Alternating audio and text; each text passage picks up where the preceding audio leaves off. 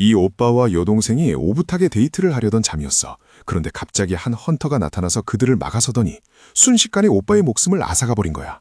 하지만 정말 놀랍게도 오빠는 재생하더니 다시 살아났어. 알고 보니 그 헌터는 이 남매의 재생 능력을 시험해 보려고 거기 있었던 거지. 그 사실을 알게 된 헌터는 두 남매를 죽이고 또 죽이는 끔찍한 짓을 반복했어. 남매가 죽고 다시 재생할 때마다 헌터는 경험치를 얻어서 레벨업을 할 수 있었거든. 이 끔찍한 짓은 그가 남매를 납치해 지하실에 가둔 후 몇 년 동안이나 계속됐어. 게다가 남매의 목숨을 빼앗아 레벨업을 한 건 그놈만이 아니었어. 그는 가장 강한 헌터 5명을 모아 길드를 만들었고 그들 모두가 이 남매를 이용해 레벨업을 해서 나라에서 가장 강력한 S랭크 헌터들이 된 거야.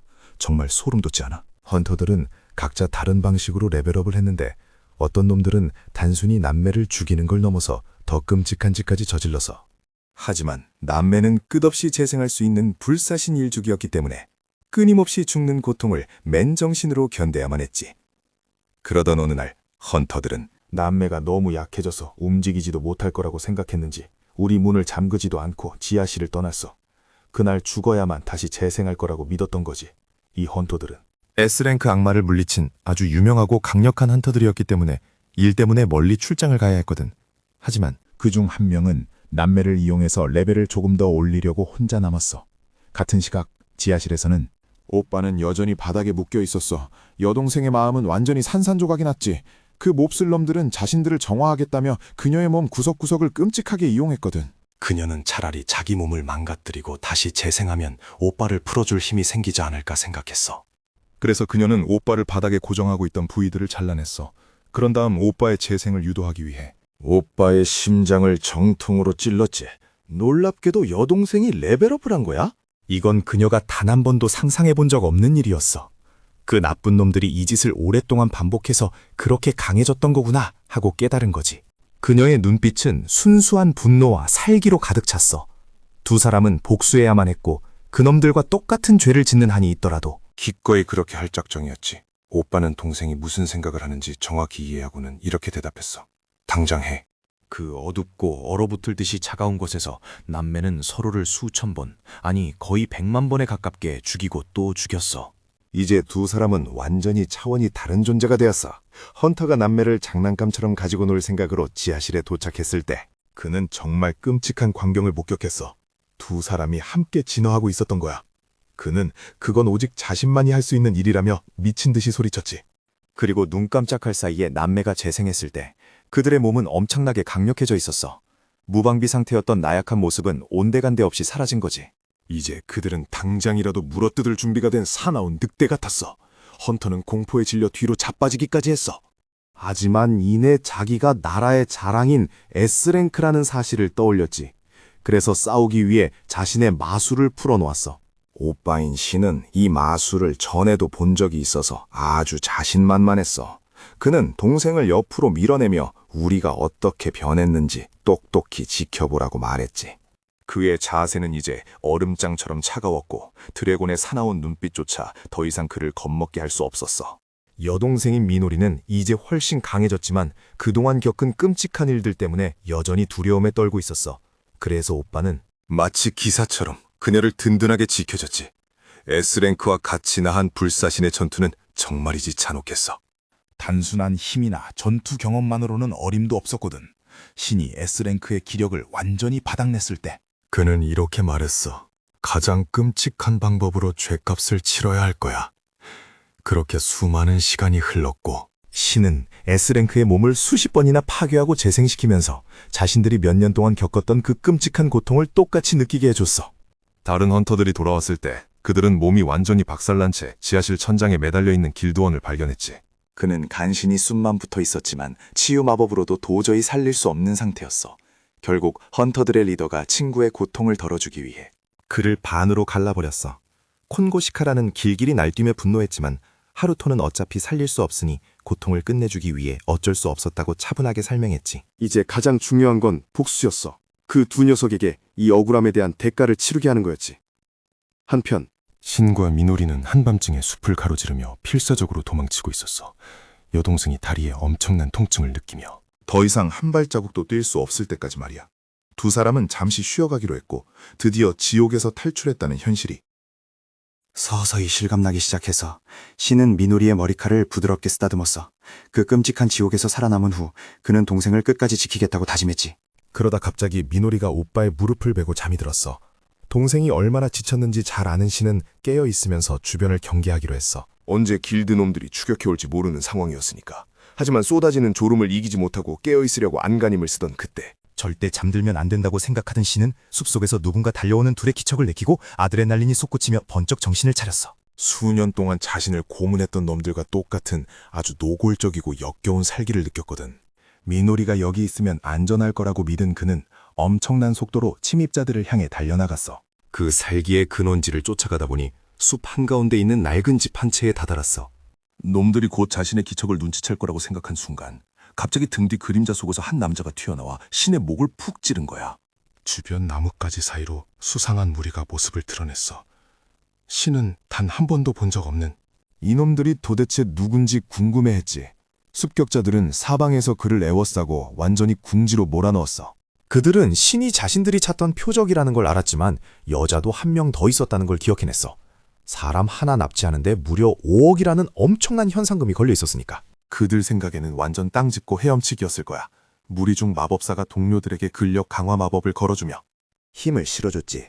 새로 얻은 힘에 잔뜩 신이 난 첫 번째 놈이 신을 공격했고 소년이 바닥에 쓰러지는 걸 보며 일이 너무 쉽다고 비웃었어.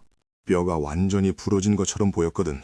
그런데 신이 태연하게 부러진 목뼈를 우도동 맞추며 원래대로 되돌려놓자 모두가 경악하고 말았어. 분명 죽었어야 할 놈이 멀쩡히 살아나니까 말이야. 신은 그들에게 길드의 앞잡이냐고 물었어. 하지만 아무 대답이 없자 놈들이 누군지는 상관없다고 결론 내렸지. 갑자기 신이 휙 사라지더니 측면에서 나타나 공격을 퍼부었어. 기습적인 복부 펀치로 적들 중 하나를 그대로 날려버렸지. 자신을 향해 살기를 뿜어내는 자는 그게 누구든 모조리 적이었으니까. 2명의 남자가 달려들어 간신히 신의 팔 하나를 뜯어내는 데 성공했어. 하지만 신은 오히려 잘려나간 자기 팔을 덥석 집어던져서 적의 얼굴에 제대로 펀치를 꽂아버렸어. 진짜 미친 전투관 같지 않아? 한 놈을 쓰러뜨리는 사이 그의 팔은 순식간에 재생되었고 그는 지체 없이 또 다른 적을 향해 공격을 준비했어. 갓 재생된 팔로 엄청난 위력의 주먹을 날렸지. 그렇게 셋을 순식간에 제압하고 나니 지팡이를 든 마법수만 덩그러니 남은 게 보였어. 그녀는 신의 말도 안 되는 힘에 겁에 질려 퍼플라이트라는 마법을 영창했고 그 보랏빛 광선은 신에게 정통으로 적중했어. 아무리 그가 강하다 해도 마법 광선의 충격마저 피할 수는 없었지. 하지만 마법사의 예상과 달리 신은 생채기 하나 없이 곧바로 다시 일어섰어. 그의 말도 안 되는 재생 능력에 경악한 마법사는 미친 듯이 주문을 외우며 퍼플라이트를 계속 쏴댔어. 하지만 신은 아무런 타격도 없다는 듯이 계속해서 다시 일어날 뿐이었지. 그녀가 도망치려던 찰나 신은 절대 놔주지 않았어. 그녀를 끝까지 쫓아간 신은 적들을 모조리 나무에 매달아 놓고는 놈들의 목숨은 살려주기로 하고 그중 한 명의 옷을 벗겨 챙긴 뒤 여동생을 돌보러 다시 돌아갔어. 잠을 깨워서 미안하다고 사과하자 미노리는 그 옷은 어디서 났냐고 물었어. 신은 친절한 사람이 줬다고 선의의 거짓말을 했고 여동생은 그저 기뻐했지. 신이 미노리를 위한 옷도 챙겨왔기 때문에 그녀는 정말 신나했어. 이제 새 옷으로 갈아입은 두 사람은 흙길을 따라 계속 걷기로 했지. 불사신 남매의 자유를 향한 여정이 다시 시작된 거야. 신은 여기서 조금만 더 멀리 가면 길드 놈들도 절대 자신들을 찾지 못할 거라고 굳게 믿었어. 그들은 폭포 아래에서 잠시 쉬어가기로 하고 쏟아지는 물줄기 뒤편에 모닥불을 피웠어. 신이 둘이 먹을 식량까지 야무지게 챙겨온 덕분에 남매는 든든하게 배를 채우고 기력을 회복할 수 있었지. 용병들이 가지고 있던 무기와 비상식량을 신이 싹 털어왔거든. 하지만 아쉽게도 놈들에게서 쓸만한 정보는 얻지 못했어. 신은 동생에게 정보를 모으고 생필품을 구하러 탑에 다녀올 테니 잘 숨어 있으라고 당부했어. 그렇게 도시로 내려온 신은 모든 게 너무나도 최첨단이라서 입을 다물지 못했어. 그는 용병들에게서 뺏은 장비 하나를 꽤 비싼 값에 팔았고 그 돈으로 물자를 잔뜩 살 수 있었지. 번 돈으로 드디어 동생에게 맛있는 걸 먹일 수 있게 된 거야. 신은 다음엔 뭘 해야 할지 고민에 빠졌어.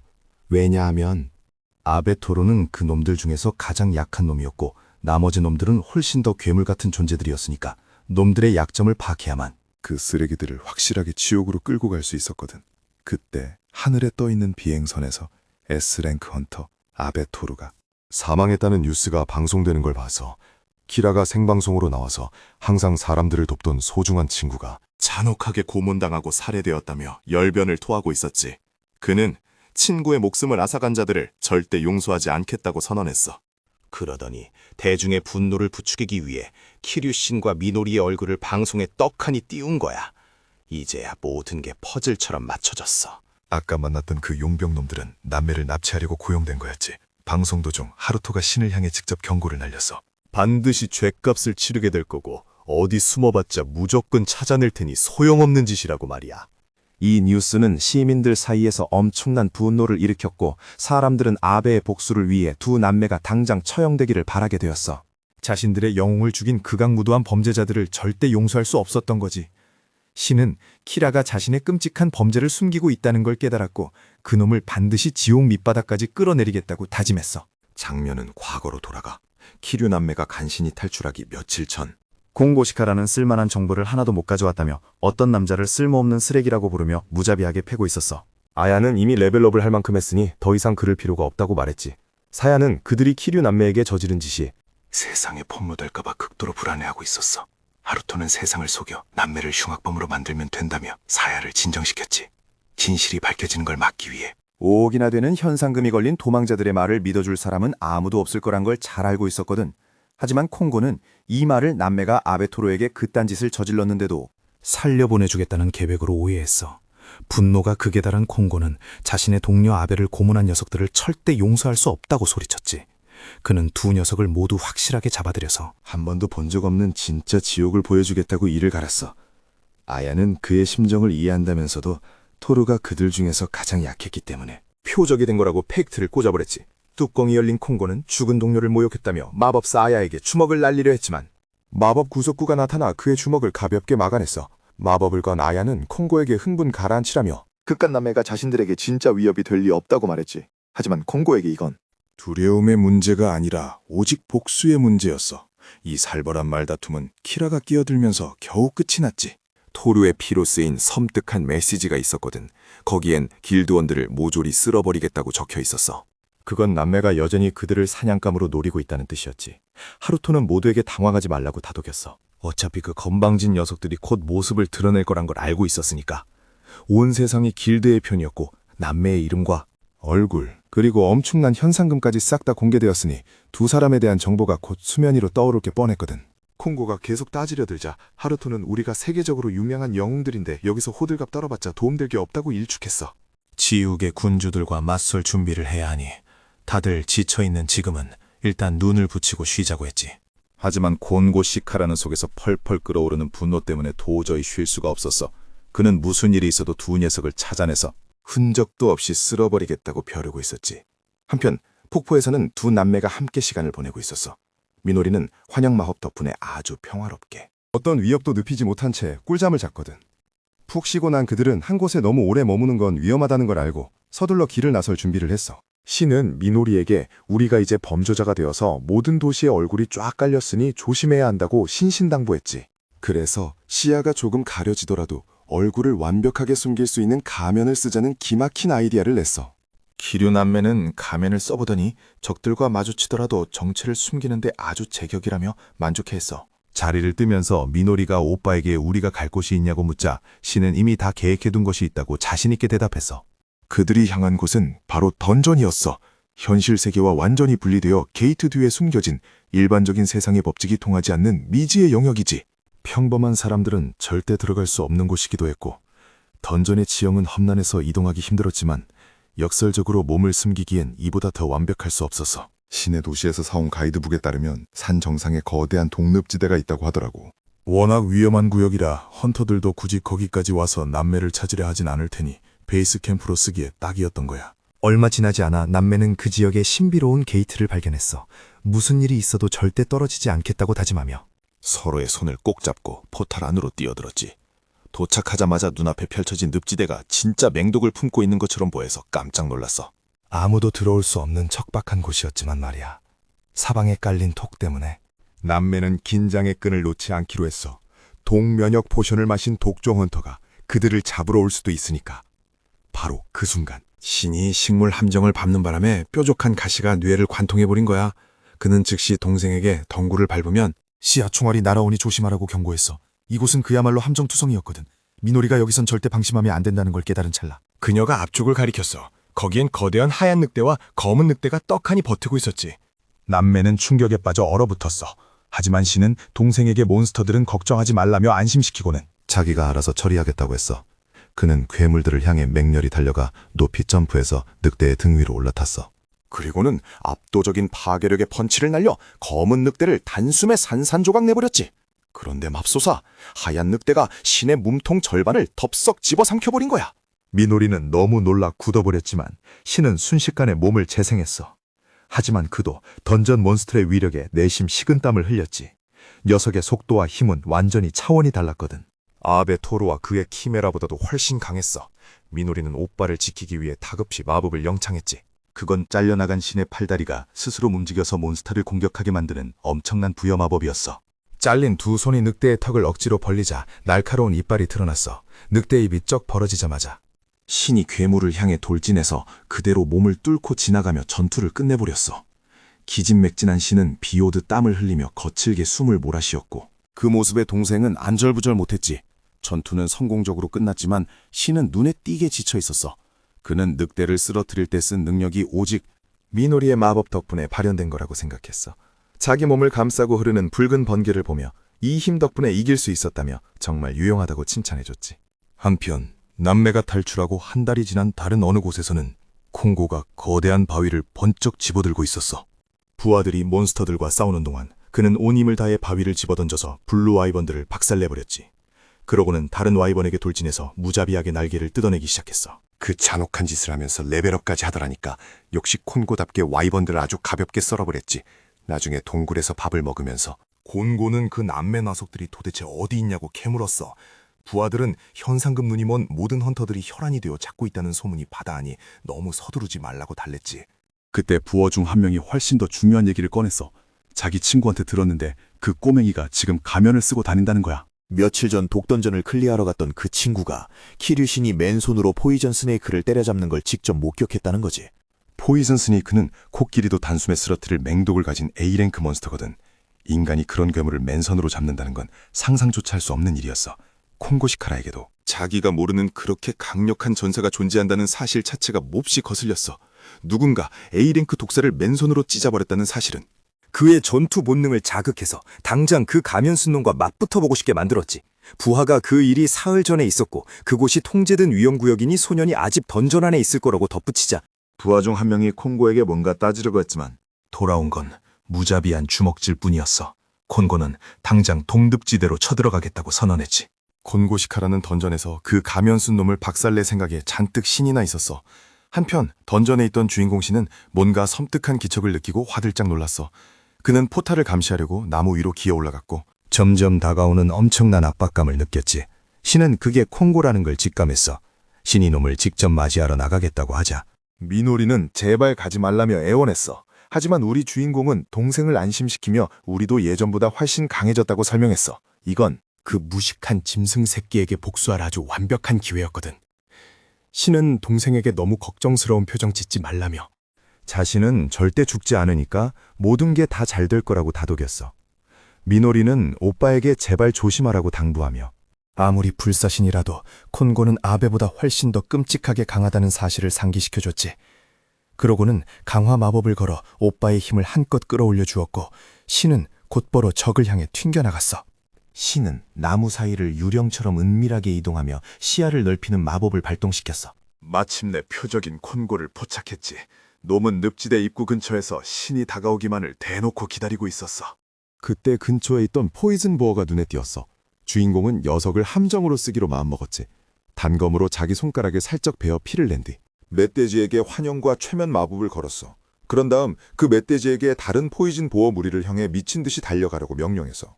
놈들을 자신의 함정으로 완벽하게 유인했어. 멧돼지 떼가 자신들을 향해 미친 듯이 돌진해 오는 걸 본 콩고와 그의 따가리들은 이걸 완벽한 준비운동쯤으로 여겼지. 콩고가 부하들에게 명령을 내리면서 끝이 나. 콩고가 부하들한테 떨지 말고 저 괴물들을 공격하라고 소리쳐. 자기는 짐승들을 아주 가볍게 짓밟으면서 말이죠. 이 전투가 너무 시시하다면서 더 몰려오라고 소리치는 콘고. 무리를 전부 쓰러뜨리고 나서는 참 쉽다며 여유를 부르어요. 하지만 부하들은 제발 쉬게 해달라고 애원하는데 콘고 치카라는 들은 척도 안 하죠. 부하 중 한 명이 극심한 피로와 호흡곤란을 호소하더니 갑자기 피를 토하기 시작해요. 곧이어 그 사람뿐만 아니라 다른 부하들의 피부까지 녹아내리기 시작하고 다들 엄청난 양의 피를 토하며 쓰러집니다. 그제야 공기 중에 독냄새를 맡은 콘고는 왜 부하들이 죽어가는지 깨닫게 돼요. 동멧돼지가 죽을 때 이런 맹독을 뿜어내진 않거든요. 대체 무슨 일인가 의아해하던 바로 그 순간 그의 등 뒤에서 주인공 마코토가 나타납니다. 마코토가 일격을 가하지만 콩고는 그 공격을 너무나 가볍게 막아내어 뒤를 돌아가면 쓴 남살을 본 콩고는 그에 대한 소문이 진짜였다는 걸 깨닫죠. 우리 영웅 마코토가 앞으로 돌진해서 단검으로 치카라의 손을 베는데 성공해요. 하지만 손에 칼이 박혀 있는데도 불구하고 콩고는 엄청난 파워의 펀치로 반격합니다. 마코토는 그 타격감과 주먹에서 일어난 돌풍을 온몸으로 느끼며 뒤로 튕겨 날아가 버려요. 콘고의 움직임과 맷집을 보니 그의 괴력에 대한 소문이 전부 사실이었던 거죠. 콘고는 손에 박힌 칼을 쑥 꼽아내더니 가면 쓴 남자가 꽤 마음에 들었다고 선언해요. 자기는 강한 남자를 동경하고 약자는 혐오한대요. 자기 부하들이 죽은 것도 그저 약했기 때문이라면서요. 마코토의 강함을 확신한 콩고는 그에게 자기 밑으로 들어오라고 제안해요. 백야 길드의 깃발 아래서 자기 부하가 된다면 돈, 명예, 여자까지 전부 얻게 될 거라고 꼬드기죠. 그 모든 게 네 차지가 될 거라며 이 제안이 꽤 매력적이지 않냐고 물어봐요. 그러면서 강자를 아끼고 약자를 혐오한다는 말에 다시 한번 강조해요. 늪지대에 데려온 부하들이 꽤 잠재력이 있다고 생각했는데 자기가 틀렸다면서 말이죠. 그놈들은 자기를 끝없이 짜증나게만 했고 차라리 훈련용 샌드백으로 쓰지 않은 걸 후회한다고 불평해요. 마코토는 자신이 당했던 끔찍한 고문을 떠올리며 대체 왜 그렇게 약자들을 괴롭히냐고 묻습니다. 치카라의 대답은 참 가관이에요. 그냥 재밌어서 그런데요. 자기가 약자들을 때릴 때마다 그들의 반응이 항상 똑같다는 걸 묘사해요. 하나같이 사과하기 시작하고 똑같은 말만 반복한다면서요. 공포에 질려 일그러진 그들의 얼굴을 보면 웃음이 터져 나온대요. 그 절박한 표정들이 자기한테는 끝없는 오락거리라는 거죠. 이 말을 들은 마코토는 분노가 폭발해서 달려들고 콘고의 얼굴에 강력한 펀치를 꽂아 넣습니다. 콘고는 남자라면 응당 싸워야 한다고 믿는 녀석이라 마코토의 펀치를 칭찬하더니 곧바로 어마어마한 반격을 준비해요. 하지만 마코토가 아슬아슬하게 옆으로 피하는 데 성공하죠. 그리고 다음 순간 단검을 쥐고 악당의 팔을 푹 찔러버립니다. 마코토를 살려둘 생각은 애초에 없었지만 콘고도 상대가 정말 강하다는 사실만큼은 인정하게 돼요. 마코토는 이미 치카라가 괴물이라는 걸 알고 있었지만 그가 증오로 가득 찬 얼굴로 무자비한 펀치를 준비하는 걸 보며 다시 한번 뼈저리게 실감하죠. 뼈가 으스러질 듯한 폭발적인 타격이 마코토에게 정통으로 적중하고 그는 그대로 허공으로 날아가 버립니다. 날아가는 그 순간 마코토는 살면서 이렇게 묵직한 타격은 처음이라고 느껴요. 방금 콘고가 가진 힘의 정점을 맛봤다고 생각했죠. 콘고가 다가와서 그 충격을 잘 버텨냈냐고 묻는데 여기서 충격적인 사실, 콘고는 자기가 힘을 조절하고 있었다고 말해요. 방금 그게 자기 전체 힘의 딱 30%만 쓴 거라는 거예요. 마코토는 그게 전력이 아니었다는 사실을 믿을 수 없어 충격에 빠집니다. 적은 무기를 포함해서 가진 모든 걸 다 써부라고 도발해요. 마코토가 어떤 공격을 퍼붓든 다 버텨내겠다고 선언하죠. 가면 쓴 남자가 누가 더 강한지 증명하려고 달려듭니다. 마코토는 단검을 들고 앞으로 돌진해 강하게 베어보지만 칼날이 콘고의 단단한 몸에 부딪혀 산산조각 나고 맙니다. 콘고는 자기가 전력을 다하면 그런 무딘 칼 따위는 흠집 하나 못 낸다고 비웃어요.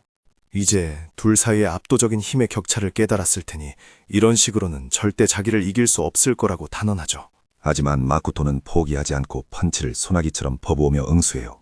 치카라는 자기의 진짜 힘을 보고도 이렇게 덤비는 녀석은 처음이라며 흥미로워합니다. 이 악당은 가면 쓴 남자가 갈수록 더 마음에 든다며 아주 강력한 발차기로 화답하죠. 그 엄청난 충격에 마코토는 또다시 날아가 버려요. 신이 난 콘고는 손인을 땅에 내동댕이 칩니다. 하지만 마코토에게 꽤 기대를 걸었던 터라 그가 죽었다고 생각하고는 크게 실망해버리죠. 그런데 그때 콘고는 바닥에 고인 독 웅덩이를 발견하고 그 순간 단검 하나가 날아와 그의 어깨에 푹 박힙니다. 맹독 웅덩이에 빠졌는데도 마코토의 피부가 멀쩡한 걸 보고 콩고는 도저히 믿을 수 없어해요. 사람이 아니라고 부르면서도 아직 그가 누군지 기억해내지 못하죠. 그러다 갑자기 치카라가 무한가 떠오른 듯 가진 모든 힘을 쥐어짜내가면 가면 쓴 남자를 향해 돌진합니다. 우리 영웅을 붙잡으려 하지만 마코토가 요리조리 피하자 공고는 마력까지 실은 주먹을 바닥에 내리꽂아녀. 그 일격에 일대가 산산조각 나며 폭발이 일어나고 마코토는 그 여파에 휩쓸려 날아갑니다. 커다란 분화구가 생길 정도의 충격에 마코토의 가면이 바닥에 떨어지고 말죠. 드디어 드러난 맨 얼굴을 본 치카라는 미친 듯이 웃기 시작해요. 그동안 찾던 불사신이 바로 이 녀석이었다는 걸 깨달은 거죠. 내내 키류 마코토를 찾아다녔는데 드디어 찾아냈다며 환호합니다. 치카라는 가면 쓴 남자가 그일 줄은 꿈에도 몰랐다며 마코토가 그 끔찍한 공격들을 버텨낸 게 전부 재생 능력 덕분이었다는 걸 알아채어 토루의 죽음을 복수하려고. 오랫동안 널 찾아다녔다며 소리치죠. 이 사실을 알게 된 콩고는 마코토를 동료로 삼으려던 마음을 싹 거두고 증오로 불타오릅니다. 당장 널 없애버리겠다고 선언해요. 하지만 우리 주인공도 지지 않고 그 정도로는 자기를 만족시킬 수 없을 거라고 받아치죠. 곤코 치카라를 단순히 없애는 것, 그 이상을 해주겠다면서요. 두 사람은 다시 팽팽하게 맞서고 이 무식한 괴물은 또다시 돌진해옵니다. 주인공을 향해 거대한 바위들을 집어던지는데 그중 하나가 엄청난 속도로 날아와 마코토의 팔을 뜯어내버려요. 곧바로 콘고가 내려찍기 발차기를 준비하며 이번엔 불사신이 도망치지 못하게 하겠다고 포효합니다. 이번 발차기는 땅을 더욱 산산조각내며 분화구를 더 크게 만들어버리죠. 하지만 우리 영웅은 전혀 흔들림 없이 엄청난 속도로 치카라를 향해 돌진해서 순식간에 그의 눈앞에 나타나 얼굴에 펀치를 날려버려요. 하지만 콩고는 그 주먹을 맞고도 꿈쩍도 안 하더니 고작 이 정도냐며 진짜 펀치가 뭔지 보여주겠다고 반격합니다. 마코토의 얼굴에 무자비한 일격을 가해 그를 바위 쪽으로 날려버리고 마코토는 엄청난 피를 토하며 쓰러져요. 콘골은 자신의 파괴적인 타격을 맞고 불사신이 벌벌 떨고 있는 걸 발견하죠. 소년의 몸에 공포가 뚜렷하게 보이자 콩고는 호탕하게 웃어젖힙니다. 우리 영웅은 악당의 아기의 찬 표정을 보며 공포에 질려 도망치기 시작해요. 과거에 고문받으며 느꼈던 그 끔찍한 공포가 다시 떠오른 거죠. 마코토가 필사적으로 도망치는 동안 거인 콩고는 여유롭게 천천히 걸으며 그 뒤를 쫓습니다. 불사신이 비명을 지르자 땅에 떨어져 있던 잘림팔이 시선도 안 준 채 목표물을 향해 날아가지만 악당은 마코토가 속임수를 쓴다는 걸 마력으로 눈치채고 날아오는 팔을 부숴버려요. 그리고 아주 오만하게 이런 하찮은 수작에는 당하지 않는다고 비웃죠. 직후 우월감에 찬 표정으로 소년의 배에 또 한 번 강력한 발차기를 꽂아 넣습니다. 그러고는 마코토의 머리를 짓밟으며 대체 어떻게 이렇게 짧은 시간 안에 강해졌냐고 캐물어요. 대답할 때까지 계속 패주겠다고 협박하죠. 콩고는 소년의 표정을 보고 여동생이 근처에 있다는 걸 눈치채어 마코토를 끝장내고 나면 미노리도 찾아가서 박살내주겠다고 말합니다. 그 여자애도 마코토만큼 자기를 즐겁게 해줄지 궁금하다면서요. 우리 주인공은 분노로 미칠 지경이었지만 머리를 계속 걷어차이는 바람에 움직일 수가 없었어요. 마침내 거인이 그의 머리를 완전히 짓뭉개버리고 재생하기 전에 묶어버리려고 하죠. 그런데 바로 그 순간 악당의 눈앞에서 마코토가 사라지더니 콘고의 등 뒤에 다시 나타납니다. 마코토의 몸 주변에서 붉고 검은 번개가 빠지직거리며 뿜어져 나와요. 재생 속도가 이전과는 비교도 안 되게 빨라진 거죠. 마코토가 눈 깜짝할 사이에 사라졌다가 적의 눈앞에 나타나 펀치를 준비합니다. 두 사람의 주먹이 부딪히며 엄청난 충격파가 터져나오고 막대한 에너지가 뿜어져 나와요.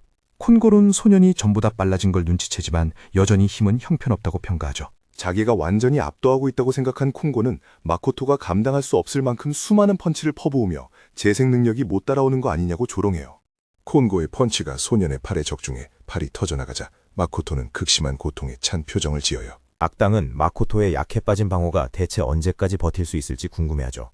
그 후 주인공에게 또 발차기가 날아들고 마코토는 남은 팔마저 잃고 맙니다. 치카라는 마코토가 아무 생각 없이 그저 재생하고 방어만 한다며 무능하다고 비웃어요. 그런데 마코토가 희미하게 웃는 걸 보고 왜 웃냐고 묻죠. 주인공의 대답이 압권이에요. 방금 재미있는 생각이 났대요.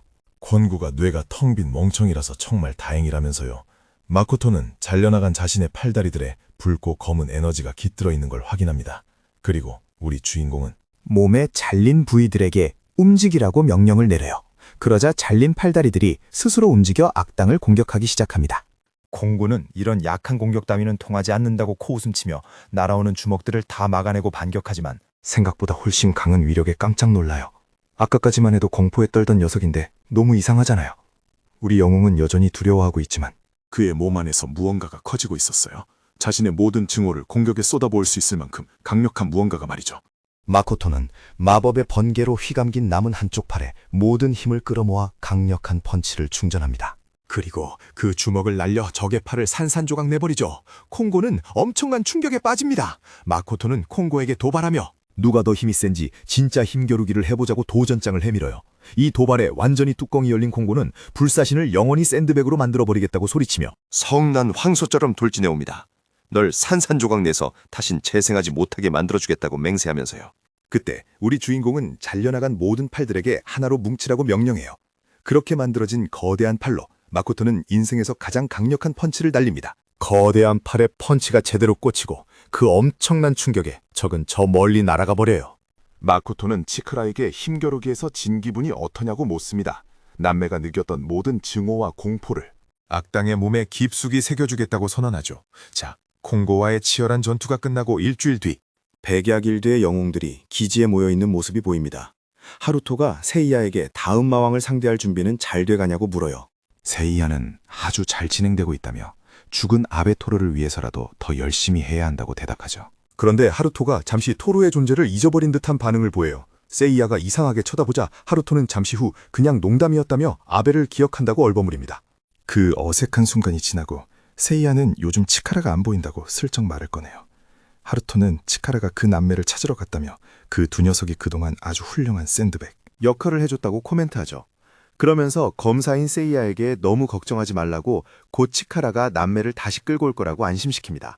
두 사람의 이런 태도에 세이야는 왠지 모를 찜찜함을 느끼고 남매가 돌아오면 죽을 때까지 훈련시켜주겠다고 벼르고 있죠. 바로 그때 직원 한 명이 다급하게 뛰어와 여웅들에게 소식을 전해요. 방금 소포가 하나 도착했는데 평범한 배달물이 아니라는 거예요. 세이야와 하루토는 걱정스러운 마음에 내용물을 확인하러 달려갑니다. 아야가 와서 보면 뭐가 문제인지 알 거라고 말해요. 그 순간 세이야는 특유의 문신 덕분에 단번에 내용물이 콩고의 신체 부위라는 걸 알아채죠. 모두가 그게 치카라의 팔이라는 걸 확신하고 깊은 충격과 근심에 빠집니다. 아야가 마법을 걸어 확인해보더니 가짜가 아니라고 못을 박아요. 진짜 콘고의 신체 부위였던 거죠. 세이야는 경악하며 대체 누가 그 거구의 치카라를 처리할 수 있었는지 의문을 품어요.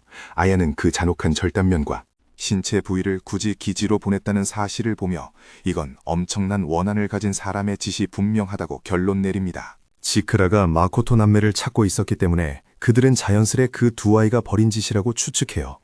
세이야는 그 녀석들이 그 괴물을 쓰러뜨릴 힘이 있다는 걸 도저히 믿지 못하죠. 하루토는 토루가 당했을 때부터 이미 의심하고 있었다고 말해요. 토루가 그들 중 최약체이긴 했지만 그래도 대부분의 헌터들보다는 훨씬 강했거든요. 그런데 세계 최강 중 한 명인 치카라까지 당해버리다니. 하루토는 그 남매가 원래 있어야 할 수준보다 말도 안 되게 강해졌다고 확신합니다. 세이야는 분개하며 어떻게 그렇게 짧은 시간 안에 콩고를 제거할 만큼 강해질 수 있었는지 도무지 믿을 수가 없다고 소리쳐요. 하루토가 대체 어떻게 그렇게 빨리 강해졌냐고 묻자 세이야는 그들이 레벨업을 하기 위해 수백 번씩 서로를 죽였기 때문이라고 설명합니다. 하루토는 자기보다 레벨이 높은 적을 쓰러뜨리면 경험치를 엄청나게 얻는다는 사실을 덧붙여요. 남매는 레벨업을 위해 서로를 끊임없이 죽이고 또 죽였고 그 결과 백야 길드에 복수할 수 있을 만큼 순식간에 강해진 거라는 거죠. 이 끔찍한 진실에 아야와 세이야는 공포에 질립니다. 치카라를 불쌍하게 여기면서도 애써 침착함을 유지하려고 노력하죠. 당장 다음엔 어떻게 해야 할지 대책을 세워야 하니까요. 아야는 세이야의 마음을 안정시키는 마법을 걸어주며 이제 좀 쉬어야 한다고 말해요. 세이야는 고맙다며 방을 나가고 하루토는 마법사 아야에게 잠시 혼자 있게 해달라고 부탁합니다. 그녀가 방을 나가자 하루토는 옛 동료의 잘린 팔을 집어들어요. 하지만 그는 눈꼽만큼도 겁먹지 않았습니다. 고작 이런 쓰레기 조각을 보내서 도발한다고 자기가 쫄 것 같냐면서요. 겨우 이런 걸로 복수를 완성했다고 생각한다면 아주 큰 착각이라고 비웃죠. 그래도 그 남매가 콩고를 쓰러뜨릴 계획을 세우고 실행에 옮겼다는 사실만큼은 꽤 인상 깊다고 인정해요. 옛 동료의 누나를 짓밟으면서 남매를 멍청이들이라고 부릅니다. 그런데 사실 그 눈알은 마코토의 것이었고 마코토는 그 눈을 통해 기지의 모든 상황을 지켜보고 있었어요. 이제 눈알이 파괴되면서 연결이 끊어지자 마코토는 적의 기지에서 정보를 더 모아야겠다고 결심합니다. 하지만 혼자 있는 미노리가 걱정돼서 일단 동생을 돌보러 돌아가기로 해요. 안 그래도 미노리가 길드 기지 앞에서 오빠를 기다리고 있었거든요. 소포를 보낸 건 시내에서 쇼핑할 아주 좋은 핑곗거리이기도 했어요. 던전 안의 음식이 영 형편없었으니까요. 게다가 마코토의 옷에는 일종의 형태기억 마법 같은 게 걸려 있어서 찢어지거나 더러워져도 스스로 복구되니 아주 유용하죠. 마코토는 오빠를 오매불만 기다리는 미노리를 위해 기념품을 몇 개 사들고 갑니다. 건물들을 훌쩍훌쩍 뛰어넘으며 던전으로 도나가던 중 마코토는 왕가 이상한 장면을 목격해요. 무장한 헌터들이 누군가를 쫓고 있었죠. 우리 영웅은 발걸음을 멈추고 쫓기는 사람이 어떤 젊은 여자라는 걸 확인합니다. 마코토는 웬만하면 얽히지 않는 게 좋겠다고 생각해요. 그 지역은 백야길드가 꽉 잡고 있는 구역이었으니까요. 그때 헌터들이 드디어 잡았다며 여자를 포위합니다. 여자가 더 이상 도망치지 못하는 걸 본 주인공은 이 공격자들을 그냥 모른 척 지나칠 수 없다는 걸 깨달아요. 마코토는 건물에서 뛰어내려 헌터들에게 돌진하더니 놈들이 입을 뻥끗하기도 전에 강력 단펀치를 날려 둘 다 제압해버립니다. 분명 여자가 쫓기던 이유가 있을 거라고 생각한 마코토는 그녀에게 얼른 도망치라고 말해요. 그러다 그녀의 얼굴을 알아보고는 대체 여기서 뭘 하고 있었는지 깜짝 놀라게 되죠. 이 모든 일이 벌어지는 동안 미노리는 오빠가 돌아오기만을 기다리고 있었어요. 나뭇가지에 앉아있던 미노리 앞에 마침내 오빠가 나타나고 미노리는 무슨 일이냐고 묻습니다. 오빠가 후드를 쓴 여자를 품에 안고 온 걸 발견했거든요. 대체 이 여자가 누구냐고 묻는 미노리에게 주인공은 일단 진정하고 이 사람의 얼굴을 보라고 말해요. 미노리는 여자의 얼굴을 보고 경악을 금치 못합니다. 두 사람의 얼굴이 완전히 똑같았거든요. 화면이 전환되어 백야길드의 자랑스러운 사령관이자 세계 최고의 검사 S급 헌터 이시키 세이야가 등장합니다. 그는 다정한 눈빛 덕분에 여성들에게 인기가 하늘을 찌르고 아주 사랑받는 인물이죠. 친근한 성격과 유머 감각으로 모두의 마음을 사로잡아요. 하지만 그의 진짜 사악한 본성을 아는 사람은 거의 없습니다. 어느 날 세이야가 여러 여자들과 함께 온수 수영장에 있을 때였어요. 여자 중 한 명이 실수로 물에 와인을 쏟았죠. 세이야는 고작 그 사소한 이유로 미친 듯이 분노하며 그 여자를 죽여버렸습니다. 과거에 사슬에 묶인 미노리를 보았을 때도 그는 미노리야말로 최고라고 불렀어요. 다른 여자들과 달리 미노리는 아무리 망가뜨려도 절대 죽지 않았으니까요. 그는 자신의 성검으로 미노리를 베며 그 사실을 증명했고 그녀가 공포에 지르는 비명 소리를 들으며 환희에 젖었죠. 그에게 여자를 고문하는 건 세상에서 가장 짜릿한 쾌락이었고 마코토는 세이야가 항상 미노리만 노리는 것에 분노가 치밀어 올랐어요. 세이야는 오빠인 마코토의 입을 다물게 하려고 그의 입에 칼을 쑤셔놓기도 했죠. 세이야는 남자를 고문하는 건 지루하다며 주로 여자들을 공격하고 가지고 노는 걸 즐겼습니다. 그는 마코토가 보는 앞에서 미노리를 유린하며 더 크게 비명을 지르라고 조롱했어요. 그 변태적인 짓을 끝낸 후 세이야는 기지의 엘리베이터로 갔다가 하루토와 토로가 대화하는 걸 보게 됩니다. 그는 두 사람이 하루토 외에는 아무도 출입할 수 없는 제한구역으로 들어가는 걸 목격하죠. 세이야가 문 뒤에서 몰래 훔쳐보려고 했지만 하루토가 그를 발견하고는 그러지 말라고 경고해요. 검사인 세이야는 두 사람이 같이 방에 들어가는 걸 보고 그냥 호기심이 생겼다며 사과하죠. 하루토는 그냥 뭘 좀 버리려던 참이었다며 세이에게 한번 볼 테냐고 묻습니다. 호기심이 발동한 세이야는 방에 들어갔고 그곳에서 미노리의 클론들이 들어있는 수많은 시험관들을 보고 입을 다물지 못해요. 하루토는 자기가 토로에게 기류 미노리의 클론을 여러 개 만들어 달라고 부탁했었다고 설명합니다. 류의 능력을 사용해 클론을 대량 생산해서 자신들이 훨씬 더 빨리 레벨업을 하려는 속셈이었죠. 백야길드의 자본과 토로의 기술력을 총동원해 클론들을 만들었지만 계획은 실패로 돌아갔어요. 클론들의 재생 능력이 불완전했거든요. 10번 죽고 나면 클론은 더 이상 재생하지 않았어요. 게다가 치명적이게도 클론을 쓰러뜨려도 경험치가 전혀 오르지 않았죠. 아무리 개선하려고 애써봐도 소용이 없었어요. 토루는 이 작업이 너무 어렵고 결국 쓸모없다고 판단했고 그래서 클론들을 전부 폐기하기로 결정한 거였어요. 세이야는 정말 이걸 다 버릴 거냐고 묻죠. 토루는 작은 꼼수가 하나 있다고 대답해요. 클론들을 버리기 전에 최대한 써먹을 작정이었지만 진짜 미노리가 아니라서 영 만족스럽지 않다고 털어놓죠. 그러자 이 세계 최고의 검사는 특유의 변태적인 미소를 지으며 그 클론들을 자기한테 달라고 요구합니다. 토루는 클론들이 감정도 없고 자아도 없어서 완전 쓸모없다고 말려요. 그저 명령만 따르는 고장난 인형일 뿐이라고요. 하지만 세이야는 그게 오리로 완벽하다며 좋아하죠. 아베는 세이야가 고작 인형들에게 이렇게까지 흥분하는 걸 보고 꽤나 이상하게 생각합니다. 세이야는 인형을 좋아하는 게 아니라 오직 키류 미노리에게만 집착하는 거라며 자기는 그 감정을 이해할 수 없다고 설명했어. 그 녀석은 미노리를 사랑한다면서도 상상할 수 있는 가장 변태적인 방법으로 그녀를 이용하고 가지고 놀고 싶어 했거든. 그 뒤틀린 머릿속에서는 미노리에 대한 모든 권리가 자신에게 있다고 믿었던 거야.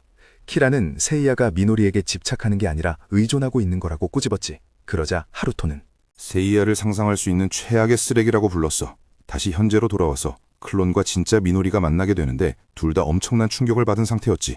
이 광경을 원. 우리 주인공 마쿠토가 여동생에게 괜찮냐고 물었어. 클론은 이시키가 아직도 10명이 넘는 다른 미노리들을 이용하고 있다고 털어놨지. 클론의 설명에 따르면 원래 클론들은 감정이 없어야 정상이지만 사실은 자신들에게도 감정이 존재한다는 거야. 클론 자신도 정확히 설명하지 못했지만 우연히 텔레비전에서 진짜 미노리의 얼굴을 본 순간 모든 게 변했다고 해. 가슴속에서 뭔가 따뜻한 게 피어오른 거지.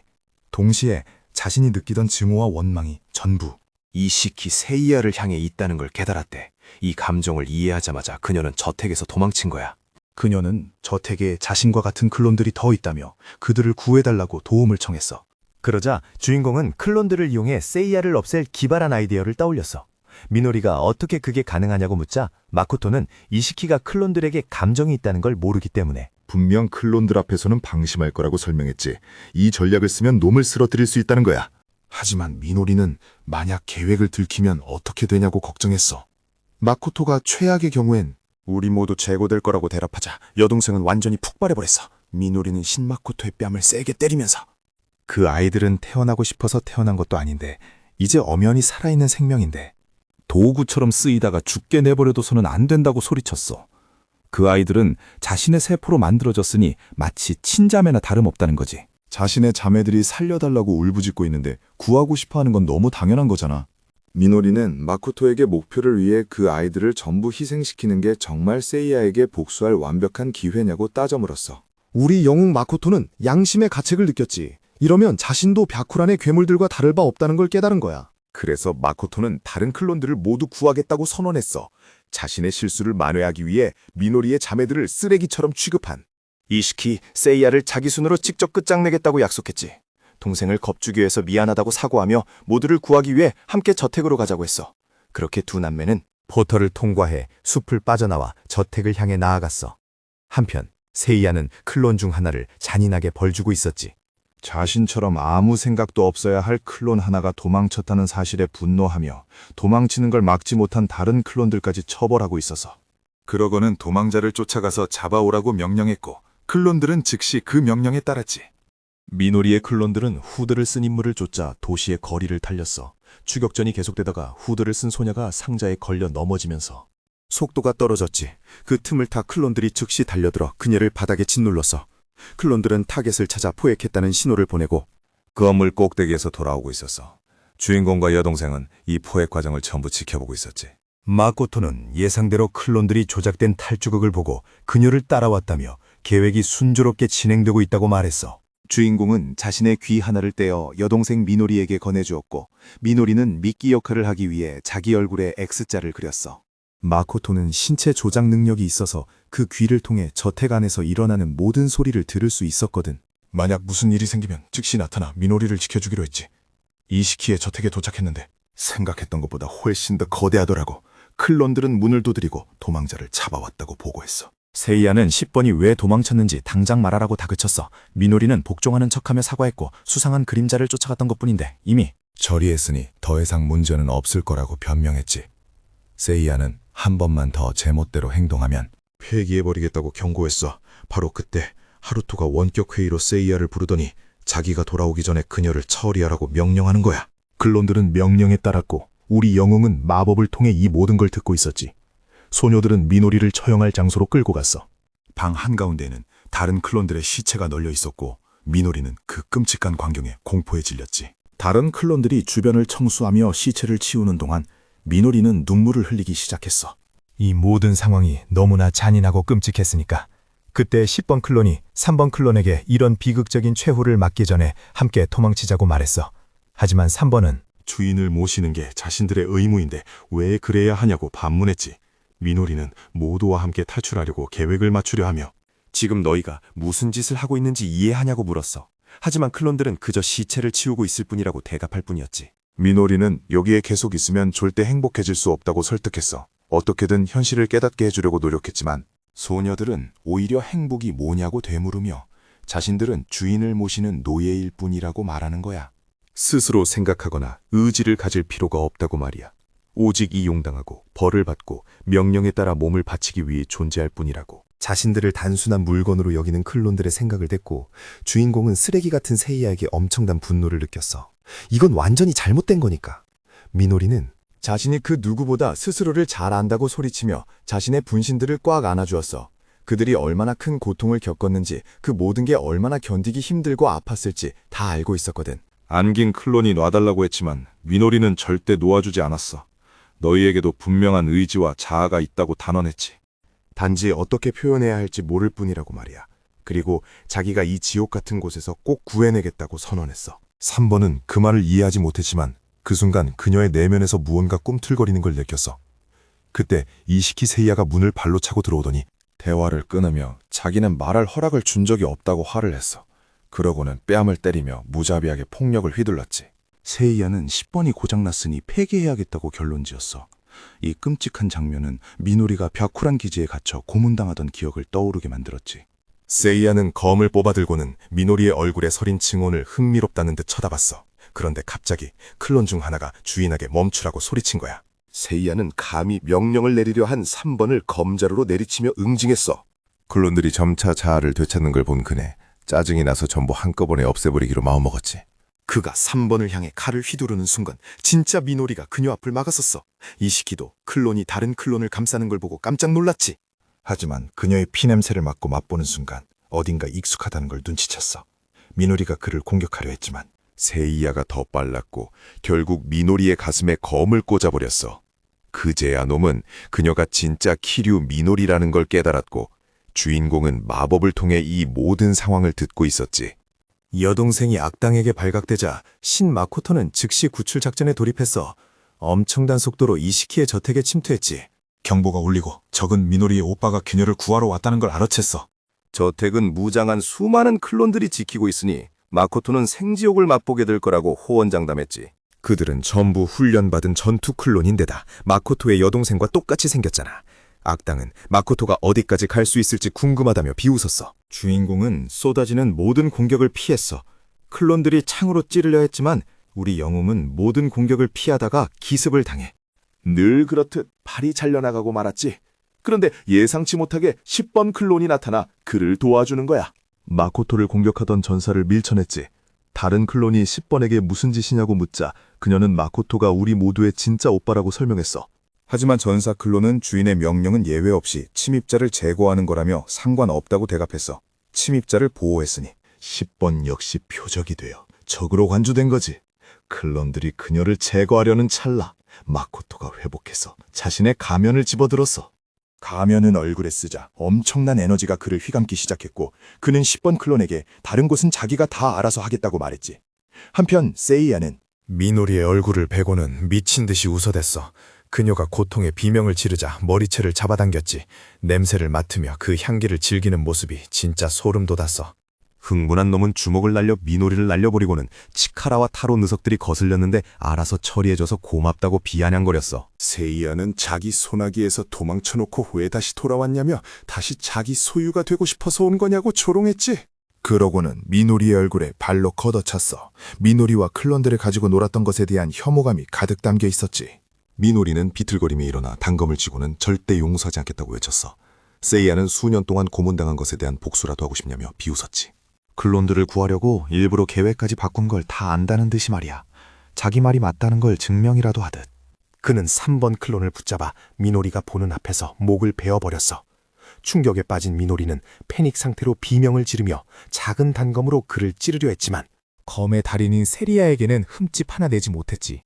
놈은 자신의 압도적인 힘을 과시하듯 신성한 푸른 검으로 미노리의 양팔을 베어버리고는 그녀를 발로 쳐버렸어. 그러면서 클론들은 살아있는 생명체가 아니라 그냥 부서질 때까지 가지고 노는 장난감일 뿐이라고 억지를 부렸지. 그 말을 증명하듯 우리 히로인이 쓰러진 클론을 구하려 하자마자 또 다른 클론을 죽여버렸어. 미노리가 순수한 증오가 담긴 눈으로 그를 노려보자. 이시키가 원하던 게 바로 그거였어. 그녀의 눈이 완전한 절망으로 물드는 건 말이야. 미노리가 또 다른 클론을 보호하려고. 앞을 막아서는 순간 놈은 다시 검을 휘둘러 그녀의 팔을 베어버렸어. 미노리는 다시 한번 마법을 시전하며 악당에게 제발 움직이지 말라고 비명을 질렀지. 하지만 세이야는 그녀가 아직도 상황 파악을 못하고 있다고 조롱했어. 네가 그렇게 필사적으로 지키려는 것들은 쓸모없고 버려지는 인형일 뿐이라고 말이야. 동족을 구하려는 그녀의 처절한 몸부림을 보며 그는 비웃으며 제대로 부탁해야 하지 않겠냐고 말했어. 그러고는 미노리에게 땅에 머리를 박으라고 명령했지. 미노리가 증오에 찬 눈으로 노려보며 거절하자 놈은 또 다른 클론의 배에 검을 찔러 넣으며 진짜로 이 녀석들을 구하고 싶지 않은 거냐고 협박했어. 그러고는 분노에 차서 복종하라고 소리쳤지.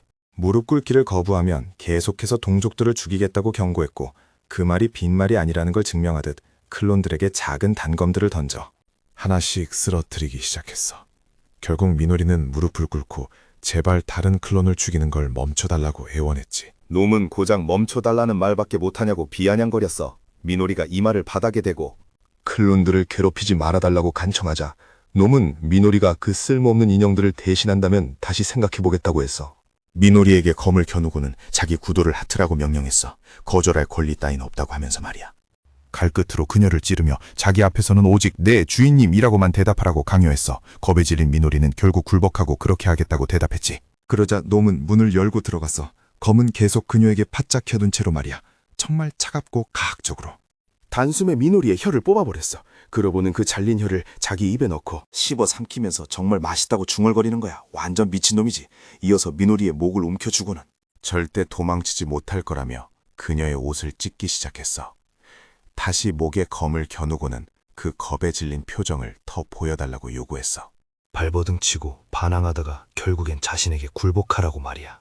놈이 막 끔찍한 짓을 저지르려는 찰나. 세이야의 얼굴에 엄청난 주먹이 꽂혔어. 우리 주인공 마코토가 나타나서 상상을 초월하는 강력한 일격을 날린 거지. 적을 날려버린 후 마코토는 곧바로 여동생에게 달려가 상태를 살폈어. 미노리의 표정은 오빠가 올 줄 알았다는 듯한 얼굴이었지. 한편 분노로 길길이 날뛰며 일어난 이시기는 저택에 있는 클론들에게 무슨 짓을 했냐고 소리쳤어. 마코토는 그 클론들이 자기 여동생으로 만들어졌는데 어떻게 죽일 수 있겠냐고 대답했지. 쉽진 않았지만 어떻게든 전부 기절시키는 데 성공한 거야. 세이야는 마코토의 태도가 지루하다며 자신이라면 인형들을 오빠 눈앞에서 붙잡아 계속해서 유린하는 훨씬 더 재밌는 짓을 했을 거라고 찌꺼렸어. 우리 영웅은 그딴 소리에 지지 않고 널 100만 번 넘게 박살내는 게 훨씬 더 재밌을 거라고 맞받아쳤지. 마코토가 다시 주먹을 날렸지만 세이야는 검으로 막아냈고 충격파만 전달됐어. 악당은 마코토가 어떻게 그 엄청난 힘으로 클론들을 단숨에 무력화시켰는지 깨달았지. 곧바로 마코토를 날려버린 뒤 번개 마법이 깃든 검기를 사용했어. 이 공격에 마코토의 팔 하나가 잘려나갔지. 하지만 잘린 팔은 마인드 컨트롤 마법에 감싸인 채 이시키를 향해 날아갔어. 잘린 팔이 날린 주먹은 엄청나게 강력해서 악당을 저 멀리 날려버리고 그 충격으로 주변 일대를 완전히 박살내버렸지.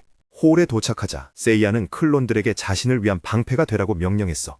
마코토는 자기가 그렇게 쓰다 버리던 인형들 뒤에 숨는 꼴이 정말 한심하다고 비웃었지. 세이야는 어차피 자기 소유니까 어떻게 쓰든 상관없다고 뻔뻔하게 대꾸했어. 대화를 끝내며 그는 소녀들에게 마코토를 공격하라고 명령했지. 영웅은 쏟아지는 공격을 피하면서도 클론들 하나하나에서 진짜 여동생의 모습을 겹쳐보았고 그게 마코토를 더욱 분노하게 만들었어. 바로 그때 여동생 미노리가 공격이 온다고 경고하려 했지만 등 뒤에서 공격을 받고 말았어. 여동생이 맞는 걸 보고 마코토가 한눈을 판 사이 클론들이 그를 제압해버렸지. 절망에 빠진 마코토는 놔달라고 소리쳤지만 여동생이 공격받는 걸 지켜볼 수밖에 없었어. 그 순간 마코토는 이시키, 세이야에게 등 뒤에서 뼈 아픈 일격을 당하고 말았어. 악당은 의기양양하게 마코토가 여동생을 지켰어야 하지 않냐며 조롱했지. 우리 주인공은 클론 중 하나도 같이 공격에 휘말리자 여동생과 클론에게 아프게 해서 미안하다고 사과했어. 하지만 3번 클론은 이게 자신의 역할이라고 말했지. 대화에 끼어든 이시키는 너희의 유일한 역할은 나에게 복종하는 것뿐이라고 윽박질렀어. 세이야는 마코토의 매서운 눈빛에 열받아서 공격을 퍼부었지만 주인공은 모든 공격을 가볍게 피했어. 영웅이 전략적으로 유리한 높은 곳을 선점하자 세이야는 미노리의 클론 중 하나를 죽이겠다고 협박했지. 놈이 소녀를 향해 칼을 휘두르는 순간 마코토가 뛰어들어 대신 그 공격을 맞았고 그 상태로 반격을 이어갔어. 악당은 계속 반항할 거냐고. 만약 계속 덤비면 네, 대신 내 여동생을 고문하겠다고 협박했지. 세이야는 거대한 검을 쥐고 파괴적인 바람의 일격을 날려 마코토를 바닥에 산산조각 내버렸어. 심각한 상처를 입고 조각난 마코토를 보며 세이야는 자기가 네 여동생에게 무슨 짓을 할지 똑똑히 지켜보라고 저주했지. 하지만 놈이 마코토를 발로 차자마자 소녀는 엄청난 속도로 재생하며 일어났어. 이시키는 쓸모없는 언데드라고 욕했지만 마코토는 모든 클론들을 지키기 위해 자세를 잡았지. 소녀들이 왜 자신들을 지켜주냐고 묻자 마코토는 내 여동생을 지키고 싶으니까 지키는 거라고 대답했어. 세이야는 쟤들은 벼쿠란의 기술로 만들어진 인형일 뿐 진짜 내 동생이 아니라고 소리쳤어. 클론들을 노예라고 부르며 당장 저놈을 죽이라고 명령했지. 다급해진 세이야는 제발 자기 명령에 따르라고 악을 썼지만 클론들은 이제 상황이 어떻게 돌아가는지 완벽히 이해한 것 같아서 아무도 명령에 대답하지 않았지. 이제 클론들은 자신들의 기원과 마코토가 왜 그렇게 필사적으로 자신들을 지키려 하는지 깨달은 거야. 진짜 적이 누구인지 깨달은 클론들은 벽쿠란에서 온 악당을 포위하기 시작했어. 자신들의 오빠를 다치게 한 세이야에게 반기를 든 거지. 악당은 이 반란에 완전히 절망해버렸어. 자신들이 키류 미노리의 클론이라는 본질을 이해하게 되자 그들은 스스로가 살아있는 생명체이자 원본과 같은 존재의 일부라는 걸 깨달았고 원본과 깊은 유대감을 공유하게 된 거야.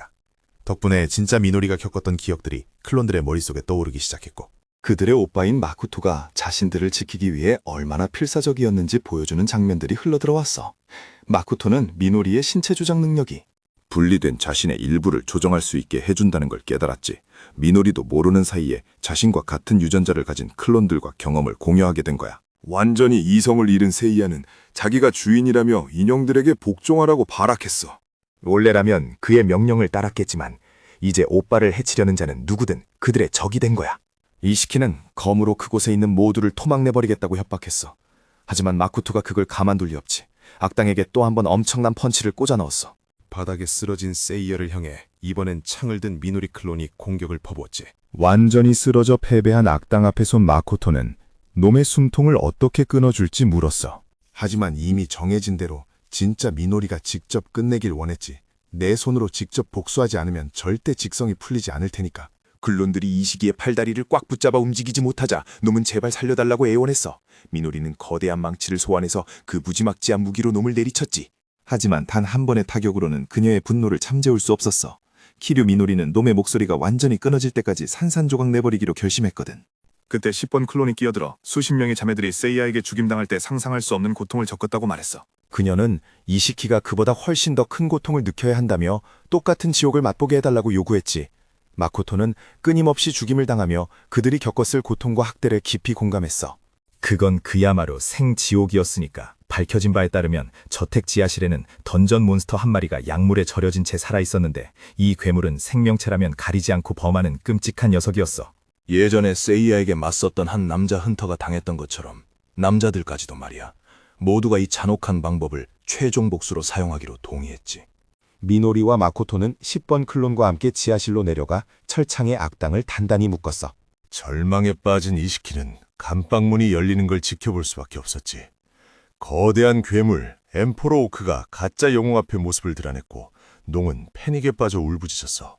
이 종족은 단 한 마리만으로도 나라 전체를 세울 수 있을 만큼 엄청난 힘을 가졌다고 알려져 있거든. 원래 이 괴물은 여자에게만 관심을 보였지만 벽쿠란의 약물과 개조 실험 때문에 남녀를 가리지 않고 덮치게 된 거야. 미노리는 그 역겨운 광경이 질색했고 마코토도 참아볼 수 없어 고개를 돌려버렸지. 괴물이 이시키의 옷을 찢고 입맛을 다시는 순간 막이 내리며 그 끔찍한 광경은 끝이 났어. 속이 다 시원하네. 미노리와 오빠 씨는 진짜 지칠 대로 지쳐서 그저 쉬고 싶어 했어. 그때 클론들이 차를 준비해주겠다고 나서는 거야. 신이 자신들을 구해준 것, 그리고 전투 중에 클론들을 하나도 해치지 않은 것에 대해 고마워하면서 말이야. 특히 10호 클론은 정말 깊은 감사를 표해서 오리지널 오빠에게 어떻게 보답해야 할지 모르겠다면서 말이지. 신은 그 인사를 받아들이고는 저택을 좀 안내해달라고 부탁해. 식량도 구해야 하고 벽쿠란 길드에 대한 정보도 캐내야 했거든. 그래서 3호가 신을 안내하는 동안 10호는 고문이 완전히 끝날 때까지 그곳에 남아있기로 해. 대화를 나누면서 10호 소녀는 앞으로 뭘 해야 할지 모르겠다고 고백해. 애초에 선택권이나 두려움 같은 감정 없이 만들어졌으니까. 세상이 자신들을 받아주지 않을 거라면서 말이야. 신은 그건 거짓말이라며 그녀를 다독여줘. 당장 자기부터가 그녀들을 받아들였으니까. 그러면서 당장 태어난 의미를 찾을 필요는 없고 그저 살아가기만 하면 된다고 안심시켜줘. 그 말에 3호는 최선을 다해 살아보겠다고 약속하지. 하지만 진짜 뜬금없이 아주 정교하고 깔끔한 참격에 3호이의 목이 날아가 버려 오빠인 신의 눈앞에서 바로 제거당한 거야. 그녀의 뒤에는 우리 주인공과 정말 오랜만에 마주하는 키라 하르토가 서 있었어. 여기까지 오면서 이 벽쿠란의 가짜 영웅 녀석이 다른 클론들을 전부 없애버린 거지. 그는 신을 마주보며 아주 가학적인 미소를 짓고는 이 감동적인 재회를 축하하게 돼서 기쁘지만 안타깝게도 여기 있는 모두를 죽여야겠다고 말해. 진짜 소름 돋지 않아? 그러고는 검으로 아주 날카로운 참격을 날려서 신의 두 손을 싹둑 잘라버려. 키라는 신의 잘린 팔다리가 재생되는 걸 보면서 반응이 너무 늦다고 뒤웃지. 우리 주인공은 곧바로 돌진해서 마력이 깃든 주먹을 날리지만 빗나가고 말아. 적이 공격을 피했을 때 신은 키라가 생각보다 훨씬 느리다는 걸 깨달아. 신은 계속해서 공격을 퍼붓지만 단 한 대도 맞추지 못해. 키라는 그런 생각 없는 공격은 자기한테 안 통한다며 어떻게 하는 건지 직접 보여주겠다며 주문을 준비해. 키라의 공격은 저택의 상당 부분을 박살내고 우리 주인공의 양팔까지 날려버려 자신이 저지른 파괴를 보면서 마코토는 그를 괴물이라고 불러. 키라는 불사신 입에서 그런 소리가 나오니 참 신기하다며 조롱하지. 한쪽 발이 박살난 상태에서 우리 주인공은 최대한 빨리 재생 능력을 발동시키려고 해. 하지만 능력이 작동하지 않는다는 걸 깨닫고 절망에 빠져버려. 키라가 자기 검에 걸린 주문이 신의 재생을 받고 있다고 밝히거든. 우리 주인공은 비로소 공포를 느껴. 키라는 다른 벽쿠란 멤버들과는 차원이 달랐으니까 도저히 이길 방법이 떠오르지 않은 신은 이제 여동생만이라도 무사히 도망치게 하고 싶어해. 그래서 자기가 여기서 사라져 나가지 못해도 상관없다고 생각하지. 그러고는 키라에게 자기 위치를 어떻게 알았냐고 물어봐. 키라는 이시키의 보고가 끊겨서 상황을 확인하러 왔다가 마코토와 마주쳤다고 설명해줘. 키라한테는 운이 좋았지만 우리 주인공한테는 최악의 불운이었지. 하루토는 이어서 저택에 또 누가 있냐고 캐물어. 신이 아까 여기 있는 자들이라고 복수형을 썼거든.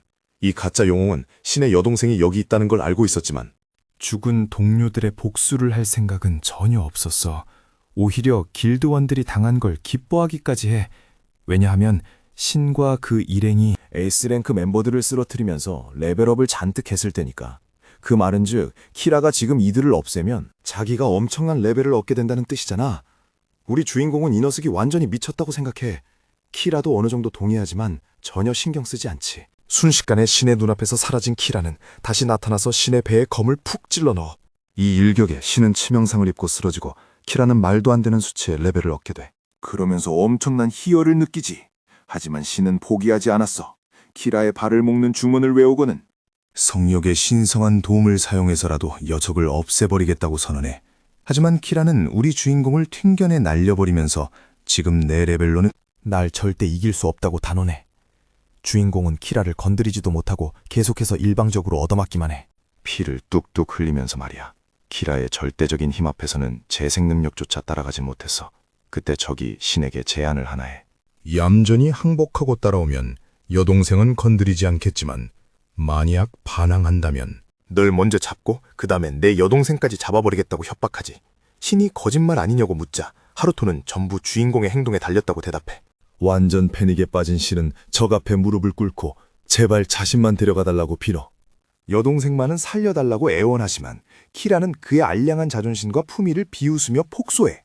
사실 키라는 처음부터 거짓말을 한 거였어. 둘 다 죽일 작정이었거든. 분노로 가득 찬 우리 주인공은 소리를 지르며 키라에게 주먹을 날리지만 키라는 뒤로 훌쩍 피해버려. 바로 그 순간 남은 클론들 전부와 진짜 미노리가 나타나서 오빠를 보호하려고 막아서는 거야. 하루토는 신이 클론들을 꽤 잘 돌봐줬나 보다며 아직도 몇 명 남아있다고 흥미로워해. 미노리가 나타나자 주인공은 당장 멈추라고 소리쳐. 쟤네가 상대할 수 있는 레벨이 아니니까. 클론들은 하나둘씩 파괴되기 시작하지만 이 싸움에서 이길 순 없어도 두 사람이 도망칠 시간 정도는 벌 수 있다고 말해. 하루토가 신에게 다가오자 클론들은 자신들을 지옥 같은 삶에서 구해준 것에 보답하기 위해 기꺼이 희생해.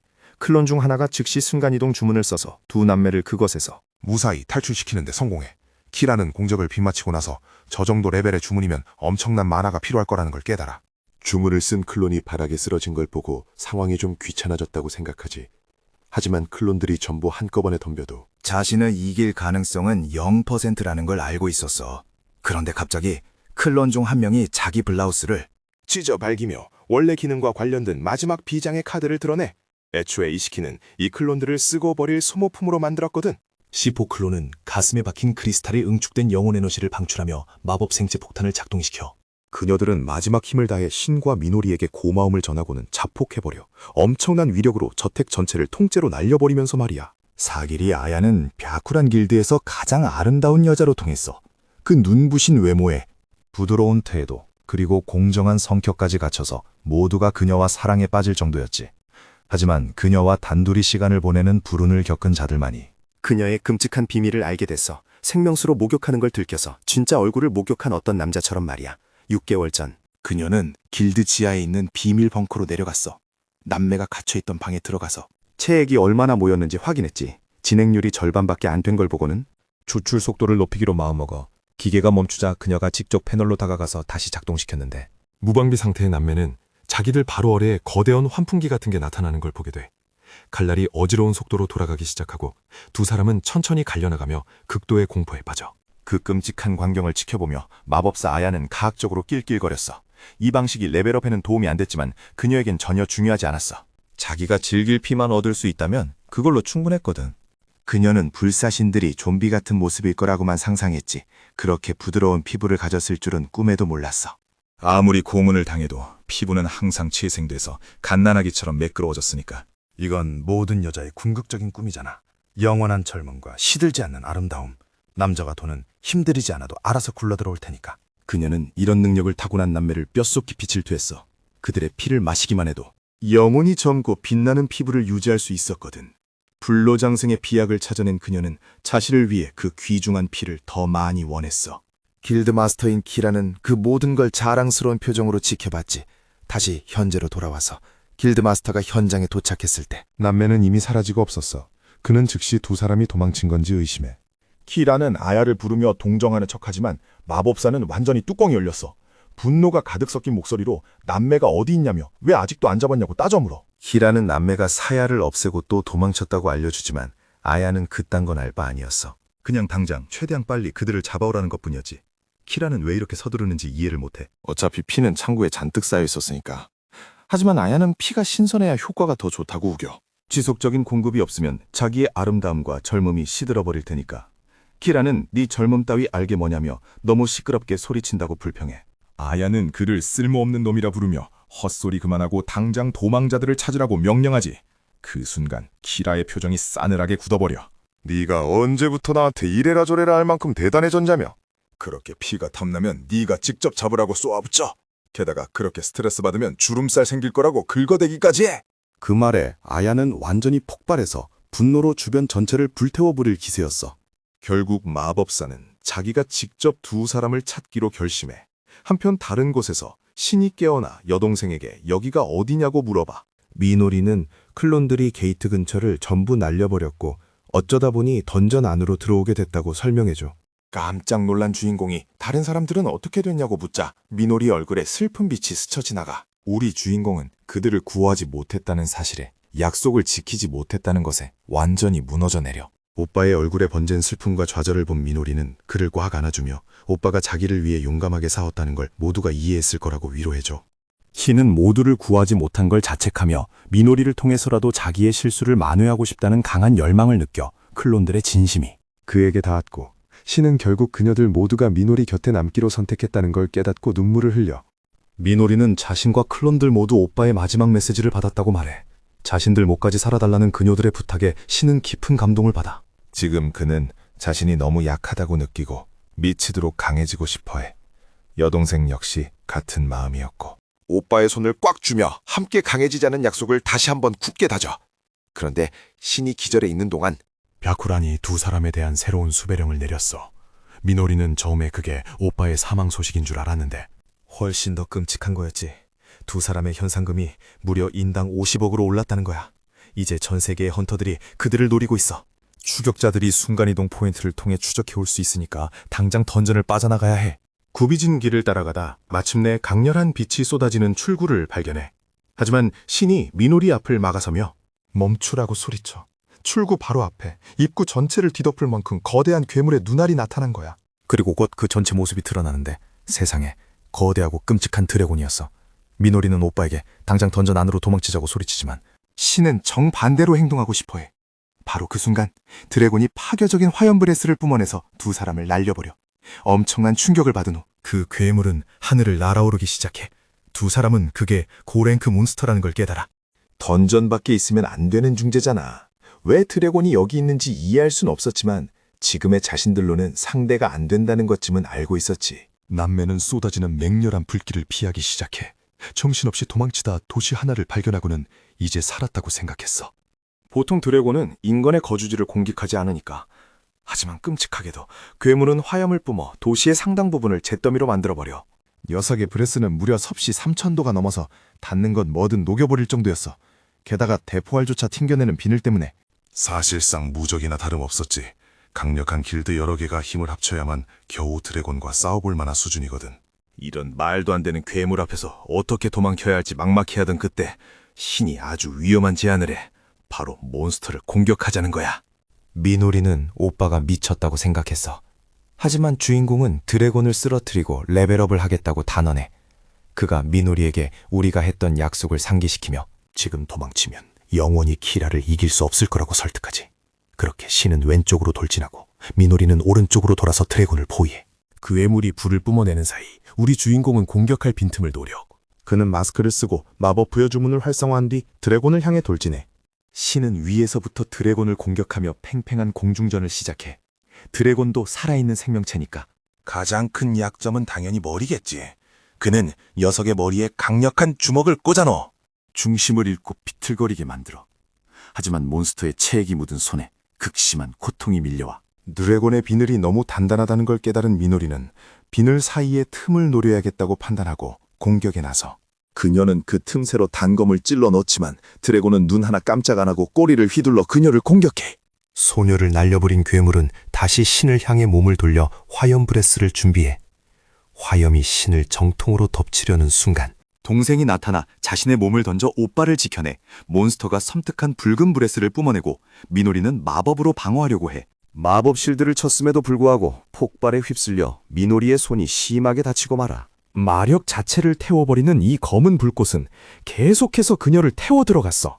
살이 타들어가는 고통 속에서 그녀는 죽어간 클론들을 떠올리며 그 기억을 원동력으로 삼아. 더 강해지기로 결심한 그녀는 불길이 번지는 것과 고통을 막기 위해 망설임 없이 자기 팔을 뜯어내버려. 그리고는 다시 일어서는 오빠와 함께 드래곤을 정면으로 노려보며 아직 싸움은 끝나지 않았다고 선언해. 신의 뼈가 완전히 녹아내린 건 이번이 처음이었어. 드래곤의 브레스라면 이 정도 위력일 거라고 예상은 했지. 재생을 마친 그는 아주 차갑게 자기 손을 직접 뜯어내고는 거기에 마법을 부여해서 몬스터에게 냅다 던져버려. 마력이 응축된 그 손은 엄청난 힘으로 괴물을 강타했고 처음으로 드래곤이 명백한 고통의 반응을 보여. 기회를 포착한 신이 동생에게 공격하라고 소리치자 미노리는 즉시 몬스터에게 돌진해. 더 강력한 마법이 필요하다고 느낀 소녀는 비명을 지르며 드래곤을 공격해. 미노리는 온 힘을 다해 지옥의 흑연마법을 목표물에 쏟아부어. 드래곤이 고통에 몸부림치며 약해지기 시작하자 주인공이 녀석의 눈앞에 나타나 자신의 잘린 팔다리들을 하나의 무기로 합쳐서 모든 힘을 단 한 점에 압축시켜버려. 이 통합된 일격이 마침내 드래곤의 단단한 비늘을 꿰뚫어. 이어서 몬스터의 머리에 거대한 일격을 꽂아넣고 드래곤은 마지막 단말말을 내지르지. 이 공격으로 짐승은 바닥에 처박히며 완전히 끝장나고 주인공은 승리의 보상으로 엄청난 레벨업을 달성해. 두 남매는 마침내 괴물을 쓰러뜨렸다는 사실에 안도해. 미노리는 드래곤의 불꽃과 맞서 싸우면서 자신의 능력이 각성했다는 걸 느껴. 흥분이 가라앉자 그들은 왜 아까 이곳을 지나갈 때는 없었던 드래곤이 갑자기 나타났는지 의문을 품어. 우리 주인공은 녀석의 눈에서 빛나던 보라색 광채를 떠올리고 누군가 조종하고 있었다고 추리해내. 그건 그들이 고문당할 때 최면에 걸렸던 것과 똑같은 빛이었거든. 이렇게 미쳐 날뛰는 몬스터를 최면 마법으로 조종할 수 있는 사람은 오직 마법사 아야뿐이었어. 신이 그녀의 이름을 입에 올리자마자 여러 마리의 드래곤이 섬 위를 날아다니기 시작해. 그중 한 마리의 등에는 검으로 무장한 옷차림이 깔끔한 두 사람이 타고 있었어.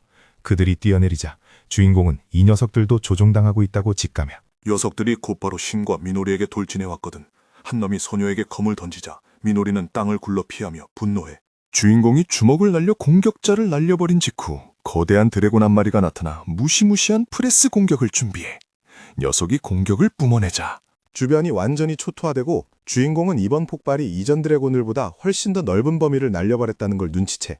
이건 적들이 이미 자신들의 위치를 알아냈고 끊임없이 몰려들 거라는 뜻이었어. 신은 자기가 드래곤을 맡을 테니 미노리에게 헌터들을 처리하라고 해. 이 헌터들도 최면에 걸려 조종당하는 게 분명했어. 하지만 적들의 강함을 확인한 신은 동생을 위험에 빠뜨릴 뻔했다는 걸 깨닫고 뒤로 물러나라고 외쳐. 자기가 전부 알아서 하겠다고 하랴. 하지만 미노리는 오빠 혼자 싸우게 두는 게 너무 두려웠어. 저택에서 사야와 싸웠을 때의 기억이 떠오른 그녀에게 좋은 생각이 번뜩여. 그녀는 오빠에게 더 이상 혼자서 모든 걸 짊어지게 내버려 둘 수 없다고 말해. 어쨌든 이건 우리 둘의 복수니까. 남매는 힘을 합쳐 마법을 영창하며 헌터들에게 돌진해. 화염 마법을 뿜어내며 미노리는 순식간에 3명을 해치워버려. 한편 드래곤이 얼음 브레스를 준비하자 신이 앞으로 돌진하다가 정통으로 맞고 몸의 절반이 뜯겨나가 버려. 그는 신체 조작 능력을 써서 잘려나간 부위로 공격을 시도해. 하지만 드래곤이 그의 다리를 물어뜯어 공격을 막아버리지. 여기서 신은 아주 영리하게 독주입을 사용해. 그 덕에 괴물은 끔찍한 고통을 느끼며 쓰러지고. 신은 또 한 번 엄청난 레벨을 얻게 돼. 헌터들은 미노리를 끊임없이 공격하지만 그녀는 모든 공격을 여유롭게 피해내. 위에서 적들이 더 몰려오는 걸 본 그녀는 어쩔 수 없이 마법 방패를 전개해 방어하다가 결국 등에 칼을 맞고 말아. 타겟이 너무 많다는 걸 깨달은 미노리는 더 이상 봐주지 않기로 하고 흑염 확장을 사용해. 한 번에 수많은 적을 타격해버려. 그녀는 영구적인 손상을 피하려면 이 싸움을 빨리 끝내야 한다고 오빠에게 경고해. 검은 불꽃이 몸을 태우고 있는데도 최면 마법의 절대적인 복종 명령 때문에 헌터들은 심각한 부상에도 불구하고 계속해서 일어나는 거야. 그런데 갑자기 조종당하던 모든 몬스터와 헌터들이 후퇴하기 시작해. 그들은 사기리 아야가 포털에서 나오기를 기다리며 드래곤들과 함께 일렬로 늘어서지. 남매는 키라가 그녀와 함께 오지 않았다는 걸 눈치채. 이 오만한 여자는 혼자서도 남매를 처리할 수 있다고 착각하는 모양이야. 그녀는 자기가 최면에 걸린 자들과 오감을 공유하고 있어서 섬에 있는 남매를 찾아낼 수 있었다고 자랑스럽게 밝혀. 신은 키라도 없이 여기까지 오다니 참 용감하다고 비꼬지. 그러자 아야는 약해 빠진 너희들을 상대하는데 키라 따윈 필요 없다고 받아쳐. 미노리는 분노하며 다시 검은 불꽃을 피워올려. 도마는 몰락을 부른다고 하잖아. 미노리가 마법사 아야를 공격하는데 아야는 그 마법을 완전히 무효화해버리고 생채기 하나 없이 멀쩡해. 심지어 아야는 살아있는 사람들을 방패로 삼아서 공격을 막아냈어. 이 모습에 미노리는 완전히 분노하지. 아야가 사람 목숨을 파리 목숨처럼 여기니까 미노리가 울부짖어. 쓰러진 헌터 중 한 명이 바닥에 나뒹굴 때 아야는 인간의 생명 따위 자신에겐 아무 의미도 없다고 막말을 해. 자기가 아름답고 강하기만 하면 그게 전부라는 거야. 나머지는 다 쓰다 버리는 소모품일 뿐이라면서 말이지. 미노리는 생명의 위아래가 없다고 믿지만 아야는 코웃음을 쳐. 오히려 두 사람이 환상 속에 살고 있다면서 자기가 지금 당장 그 환상을 깨부숴주겠다고 선언해. 아야가 보라색 번개 마법을 쓰는데 주변이 완전히 초토화되고 둘 사이에 거대한 크레이터가 생겨버려. 시인 마코토가 동생을 구하려고 뛰어들자 아야가 나타나서는 동생보다 자기 자신이나 걱정하라고 비아냥거려. 그러더니 최면 유혹을 걸면서 마코토의 입술에 키스를 해버려. 신 마코토의 눈이 보라색으로 변하고 완전히 아야의 마법에 조종당하게 돼. 동생 미노리는 이 끔찍한 상황에 경악하지. 아야는 마코토가 이제 아무것도 안 해도 되고 영원히 젊음을 유지할 테니 운이 좋은 거라고 우겨. 미노리는 오빠를 최면으로 조정하는 것에 극도로 분노해서 아야에게 돌진해 단검을 쥐고 찌르려고 하는데 세상에 친오빠가 앞을 가로막고 대신 공격을 맞아버려. 아야는 친오빠를 찌르는 기분이 얼마나 끔찍하냐며 미노리의 멘탈은 마구 흔들어놔. 미노리가 다수 공격하려던 찰나 아야는 마코토를 조종해서 엄청난 펀치로 반격하게 만들어. 미노리는 간신히 피하며 소리치지. 오빠를 최면에서 깨우려고 발부동치며 제발 자기를 알아봐달라고 애원해. 하지만 아야는 자기 최면은 오직 자신만이 풀 수 있다며 소용없는 짓이라고 비웃어. 미노리가 더 강력한 마법으로 최면을 억누르거나 신을 조종하는 술자인 자기를 없애지 않는 이상 말이야. 아야가 마코토에게 미노리를 공격하라고 명령하자 오빠가 발차기를 날리기 시작해. 미노리를 발로 차서 날려버린 뒤에 다가가서 정통으로 펀치를 꽂아버려. 아야는 미노리가 훨씬 강한 사랑하는 오빠에게 투들겨 맞으며 끔찍한 기분을 느끼고 있다는 걸 다 알고 즐겨. 미노리는 죽지 않기 위해 단검을 고쳐주고 반격하기로 결심해. 오빠를 바라보며 미노리는 과거에 오빠가 자신에게 다정하게 대해줬던 순간들을 떠올려. 그 추억의 한눈을 파는 바람에 엄청나게 강력한 일격을 허용하고 말아. 무장 해제된 채 바닥에 쓰러진 미노리는 자신이 너무 약해서 신과 싸울 수 없다고 생각해버려. 그때 마코토가 미노리의 목을 졸라 공중으로 들어올리고 그녀는 완전한 무력감을 느껴. 과거의 오빠가 자신을 지켜주던 모습과 둘이 함께 강해지자고 했던 약속이 환영처럼 스쳐 지나가. 아직 의식이 남아있던 찰나 미노리가 무언가 중얼거리기 시작해. 그러더니 증오에 휩싸여서 저 마녀를 반드시 없애버리겠다고 온 힘을 다해 비명을 질러.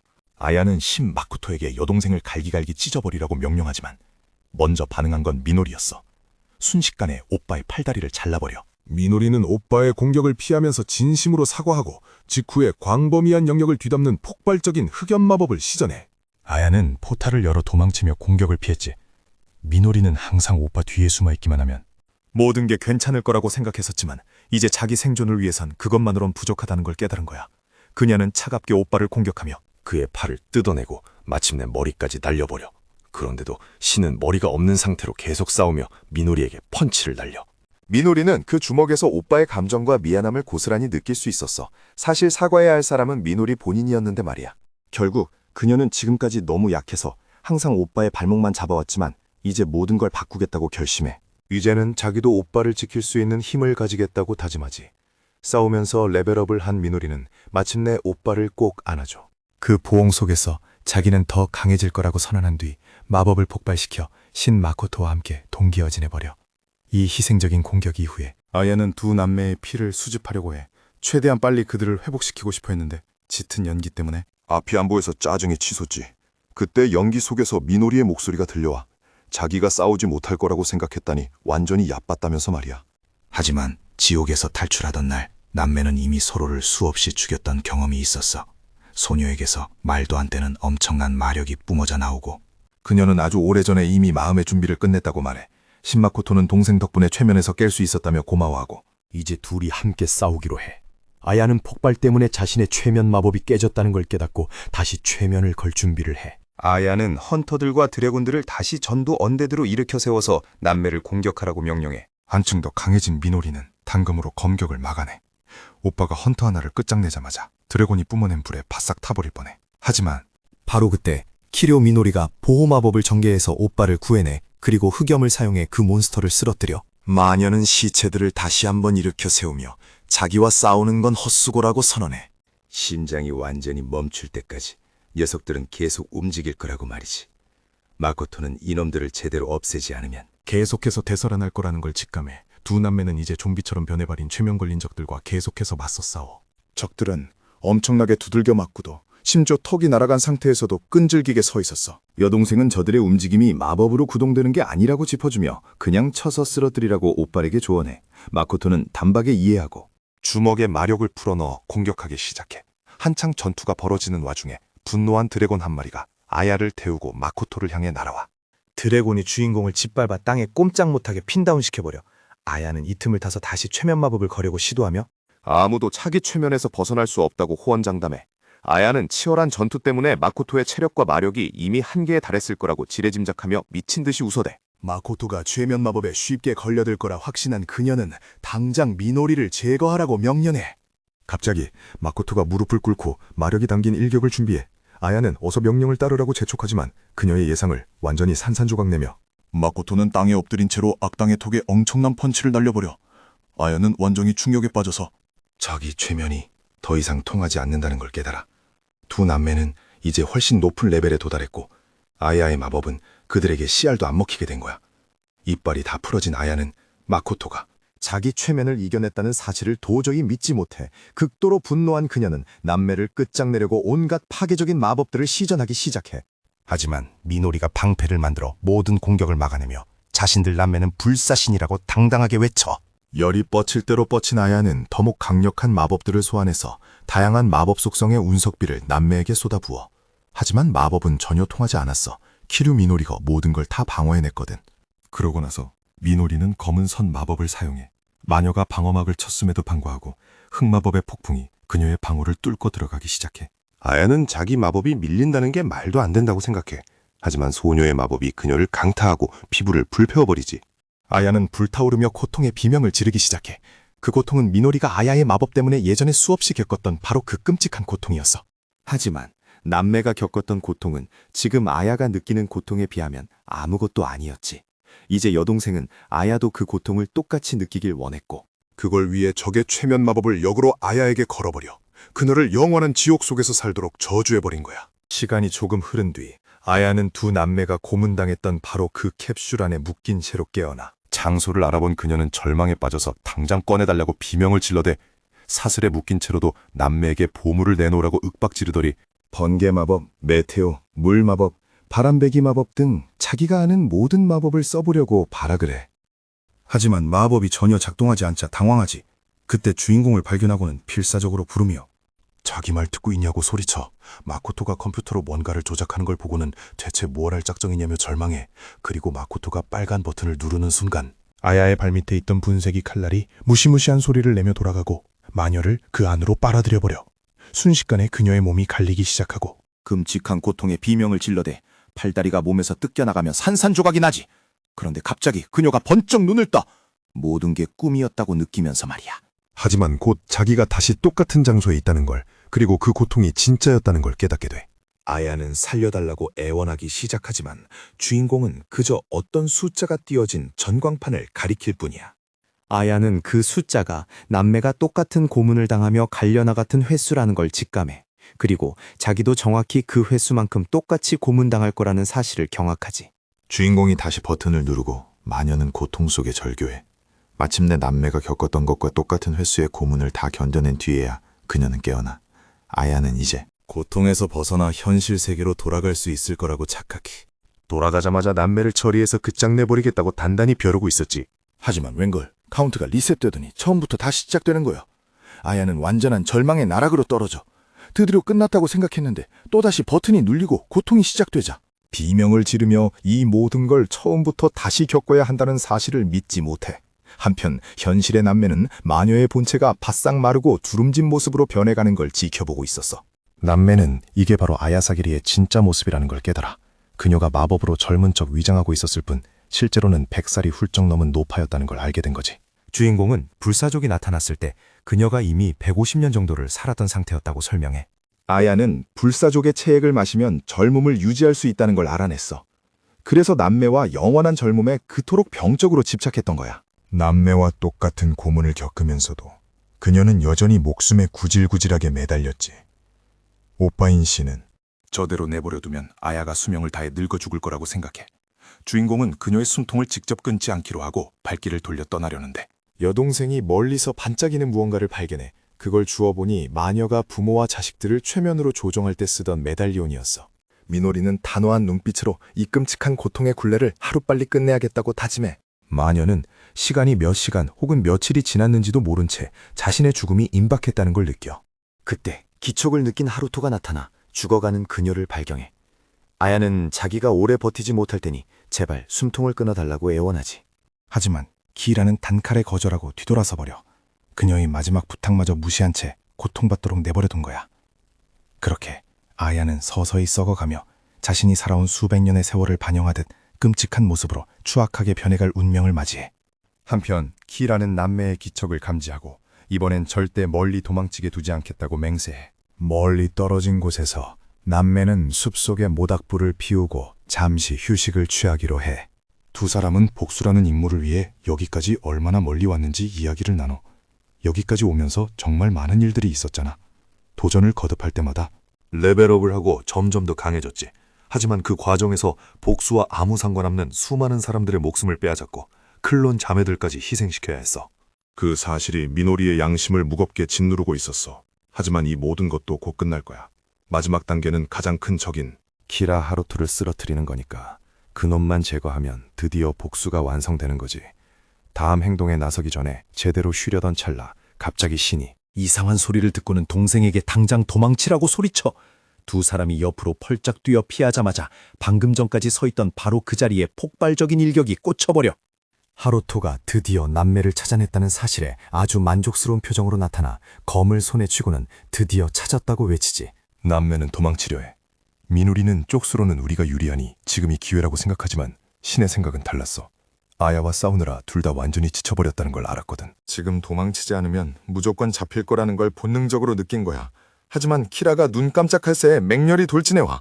주인공이 반격으로 맞서며 넌 지금 내가 세상에서 제일 마주치기 싫은 인간이라고 쏘아붙여. 하루토는 그 말이 마음에 안 든다며 우리 사이에 꽤 긴 역사가 있지 않냐고 비아냥거리며 맞받아쳐. 원래는 여동생이랑 좀 놀아줄 생각이었는데 마음이 바뀌었다고 말해. 이제 여동생을 아예 세상에서 지워버리겠대. 그의 검이 눈알들을 돋아내며 크기가 기괴하게 커지기 시작해. 미노리가 사야의 저택에서 도망친 게 단단히 거슬렸던 하루토는 그 분노를 풀기 위해 광기 어린 표정으로 그녀를 제거하기로 결심한 거야.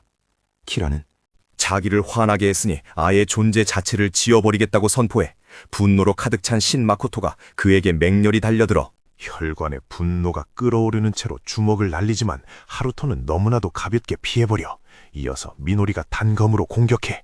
악당은 두 사람의 공격을 모두 쳐내지만 신이 끈질기게 다시 공격을 퍼부어 주인공은 둘의 합동 공격이 키라에게 꽤 먹힌다는 걸 눈치채 미노리가 단검에 강력한 마력을 듬뿍 담아 타깃을 향해 참격을 날려 하루토가 그걸 피하는 순간 주인공이 마력을 모은 펀치를 쥐고 그의 등 뒤에 나타나 키라는 또다시 피하고 상황이 위험해지는 걸 느끼자 주문을 외워. 그의 검이 에너지를 머금으며 그 역시 엄청난 위협이라는 걸 증명해. 신이 검의 궤적을 피하려고 달리지만 공격에 휘말려 결국 한쪽 팔을 잃고 말아.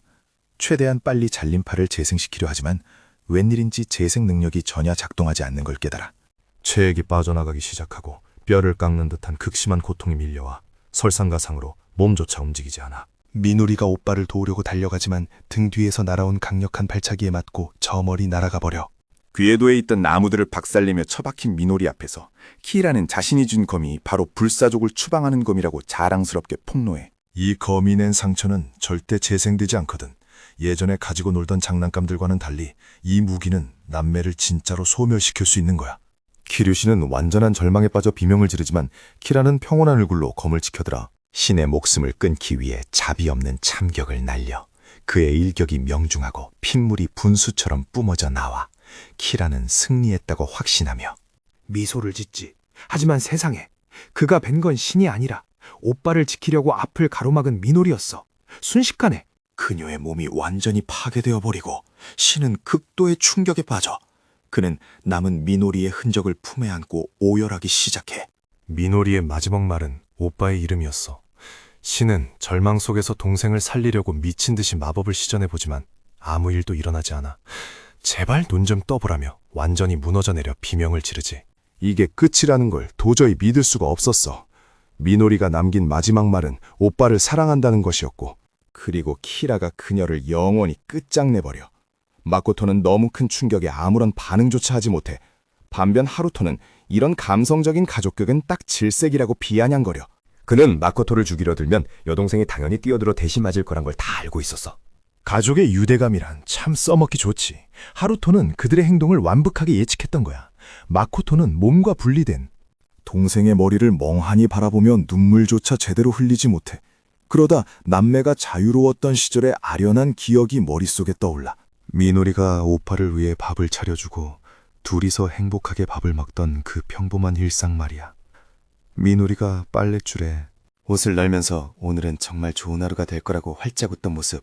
오빠가 학교 갈 시간이라고 하면 둘이 함께 집을 나서곤 했지. 어느 날 미노리가 요시다가 수족관에 가자고 데이트 신청을 했다고 말했는데 마코토는 동생이 수족관을 싫어한다고 생각했기에 좀 의아해했어. 사실 미노리가 요시다랑 데이트하기 싫었던 진짜 이유는 친오빠랑 오붓하게 시간을 보낸 지 너무 오래됐기 때문이었어. 마코토가 아르바이트 하느라 매일 바빴거든. 그래서 마코토가 미노리에게 수족관에 같이 가자고 제안했지. 동생은 기쁘게 수락했고 둘은 약속을 했어. 하지만 기억이 바뀌어버려. 남매가 마을을 걷고 있을 때 그들은 키라 하루토와 정면으로 마주치고 말았지. 그놈이 키류 마코토와 키류 미노리가 맞냐고 묻자 깜짝 놀란 남매는 맞다고 대답했어. 하루토는 오랫동안 너희를 찾아다녔는데 드디어 찾았다며 음흉하게 웃었지. 그러고는 곧바로 검을 뽑아 들고 너희들의 몸뚱어리 때문에 찾아왔다고 말했어. 그리고 단 한 번의 참격으로 동생이 보는 눈앞에서 마코토를 반으로 갈라버렸지. 소녀는 절망하며 엉엉 울었지만 불과 몇 초 만에 오빠의 몸이 재생되었어. 하루토는 그 재생 능력을 보고 감탄을 금치 못했어. 마코토 본인조차 자신에게 그런 능력이 있는 줄 몰랐거든. 정보원이 말해준 대로 그들이 불사족이라는 게 증명된 순간이었어. 하루토는 또다시 일격을 날려 둘의 머리를 뜯어내버렸어.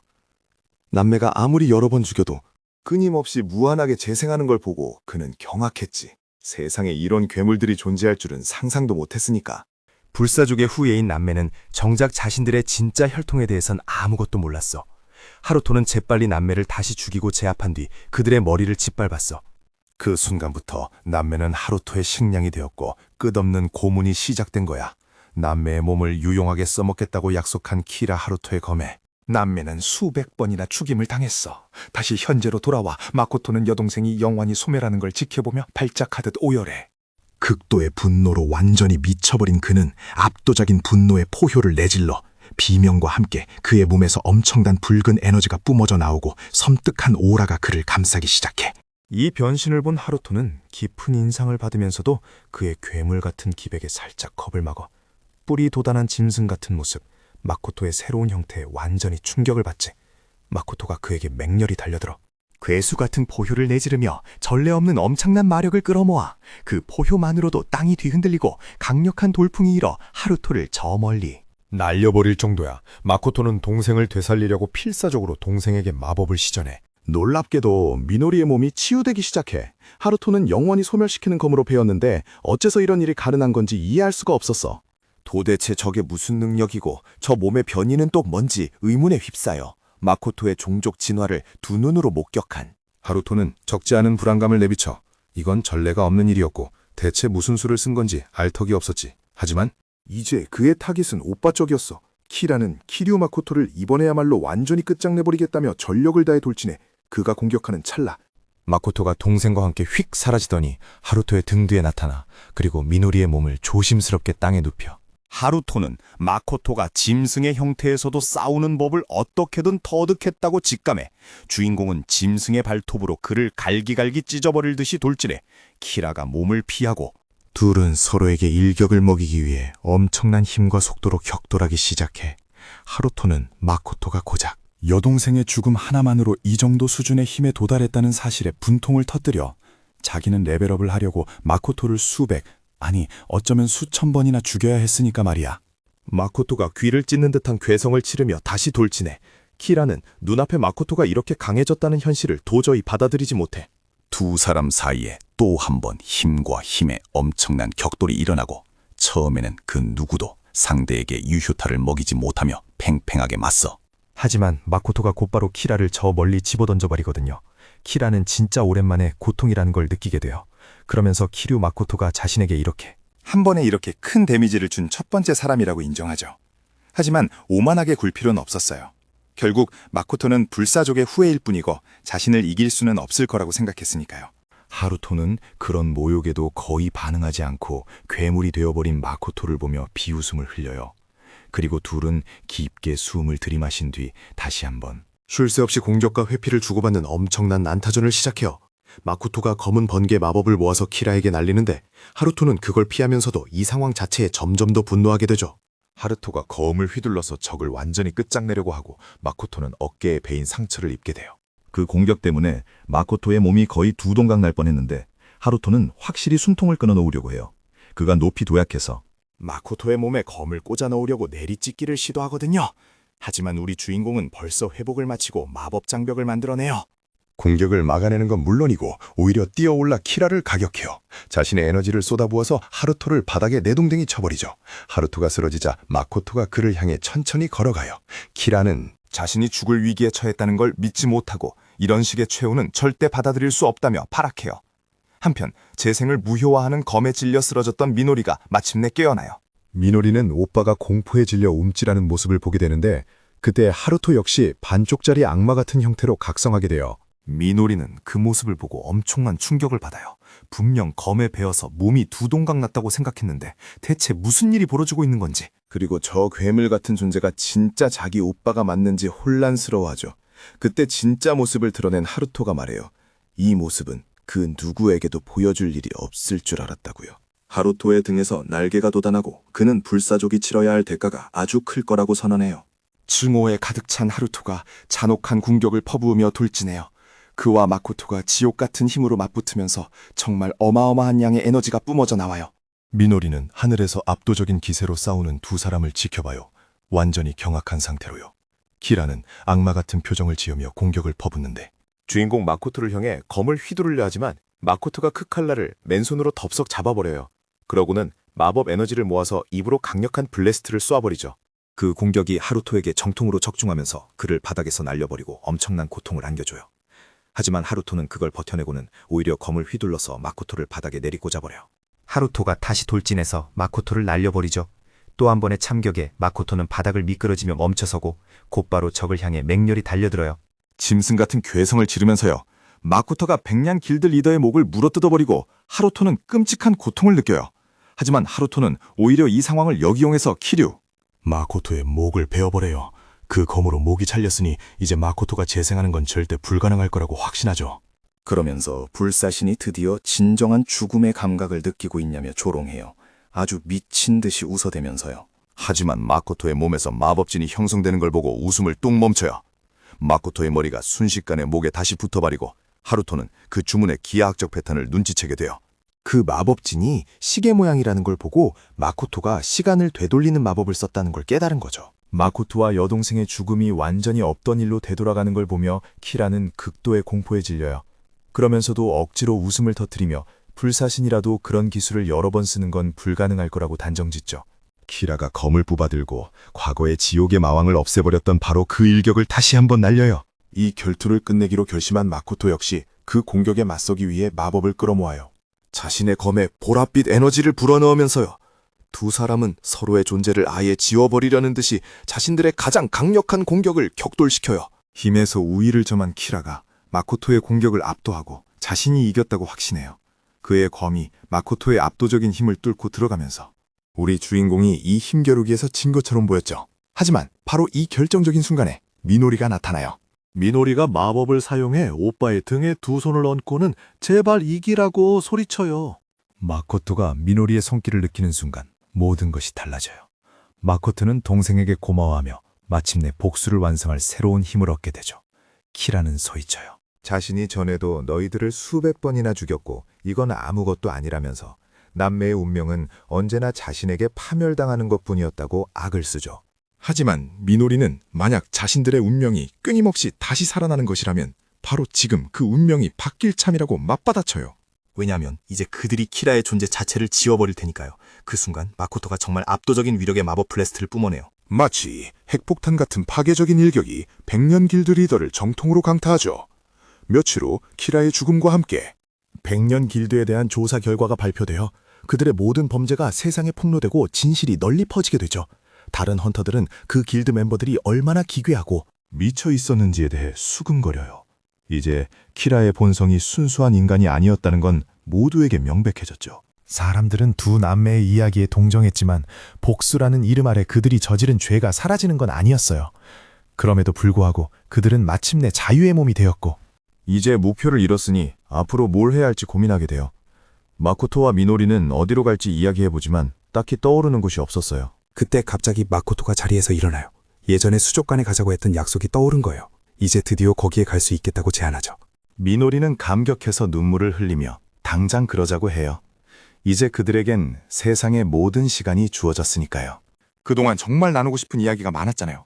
운명에 짓눌릴 것 같았던 순간들도 있었지만 두 사람은 절대 포기하지 않았어요. 그들은 함께 완전히 새로운 삶을 처음부터 다시 시작하기로 결심해요. 앞으로 몇 번이든 계속해서 말이에요.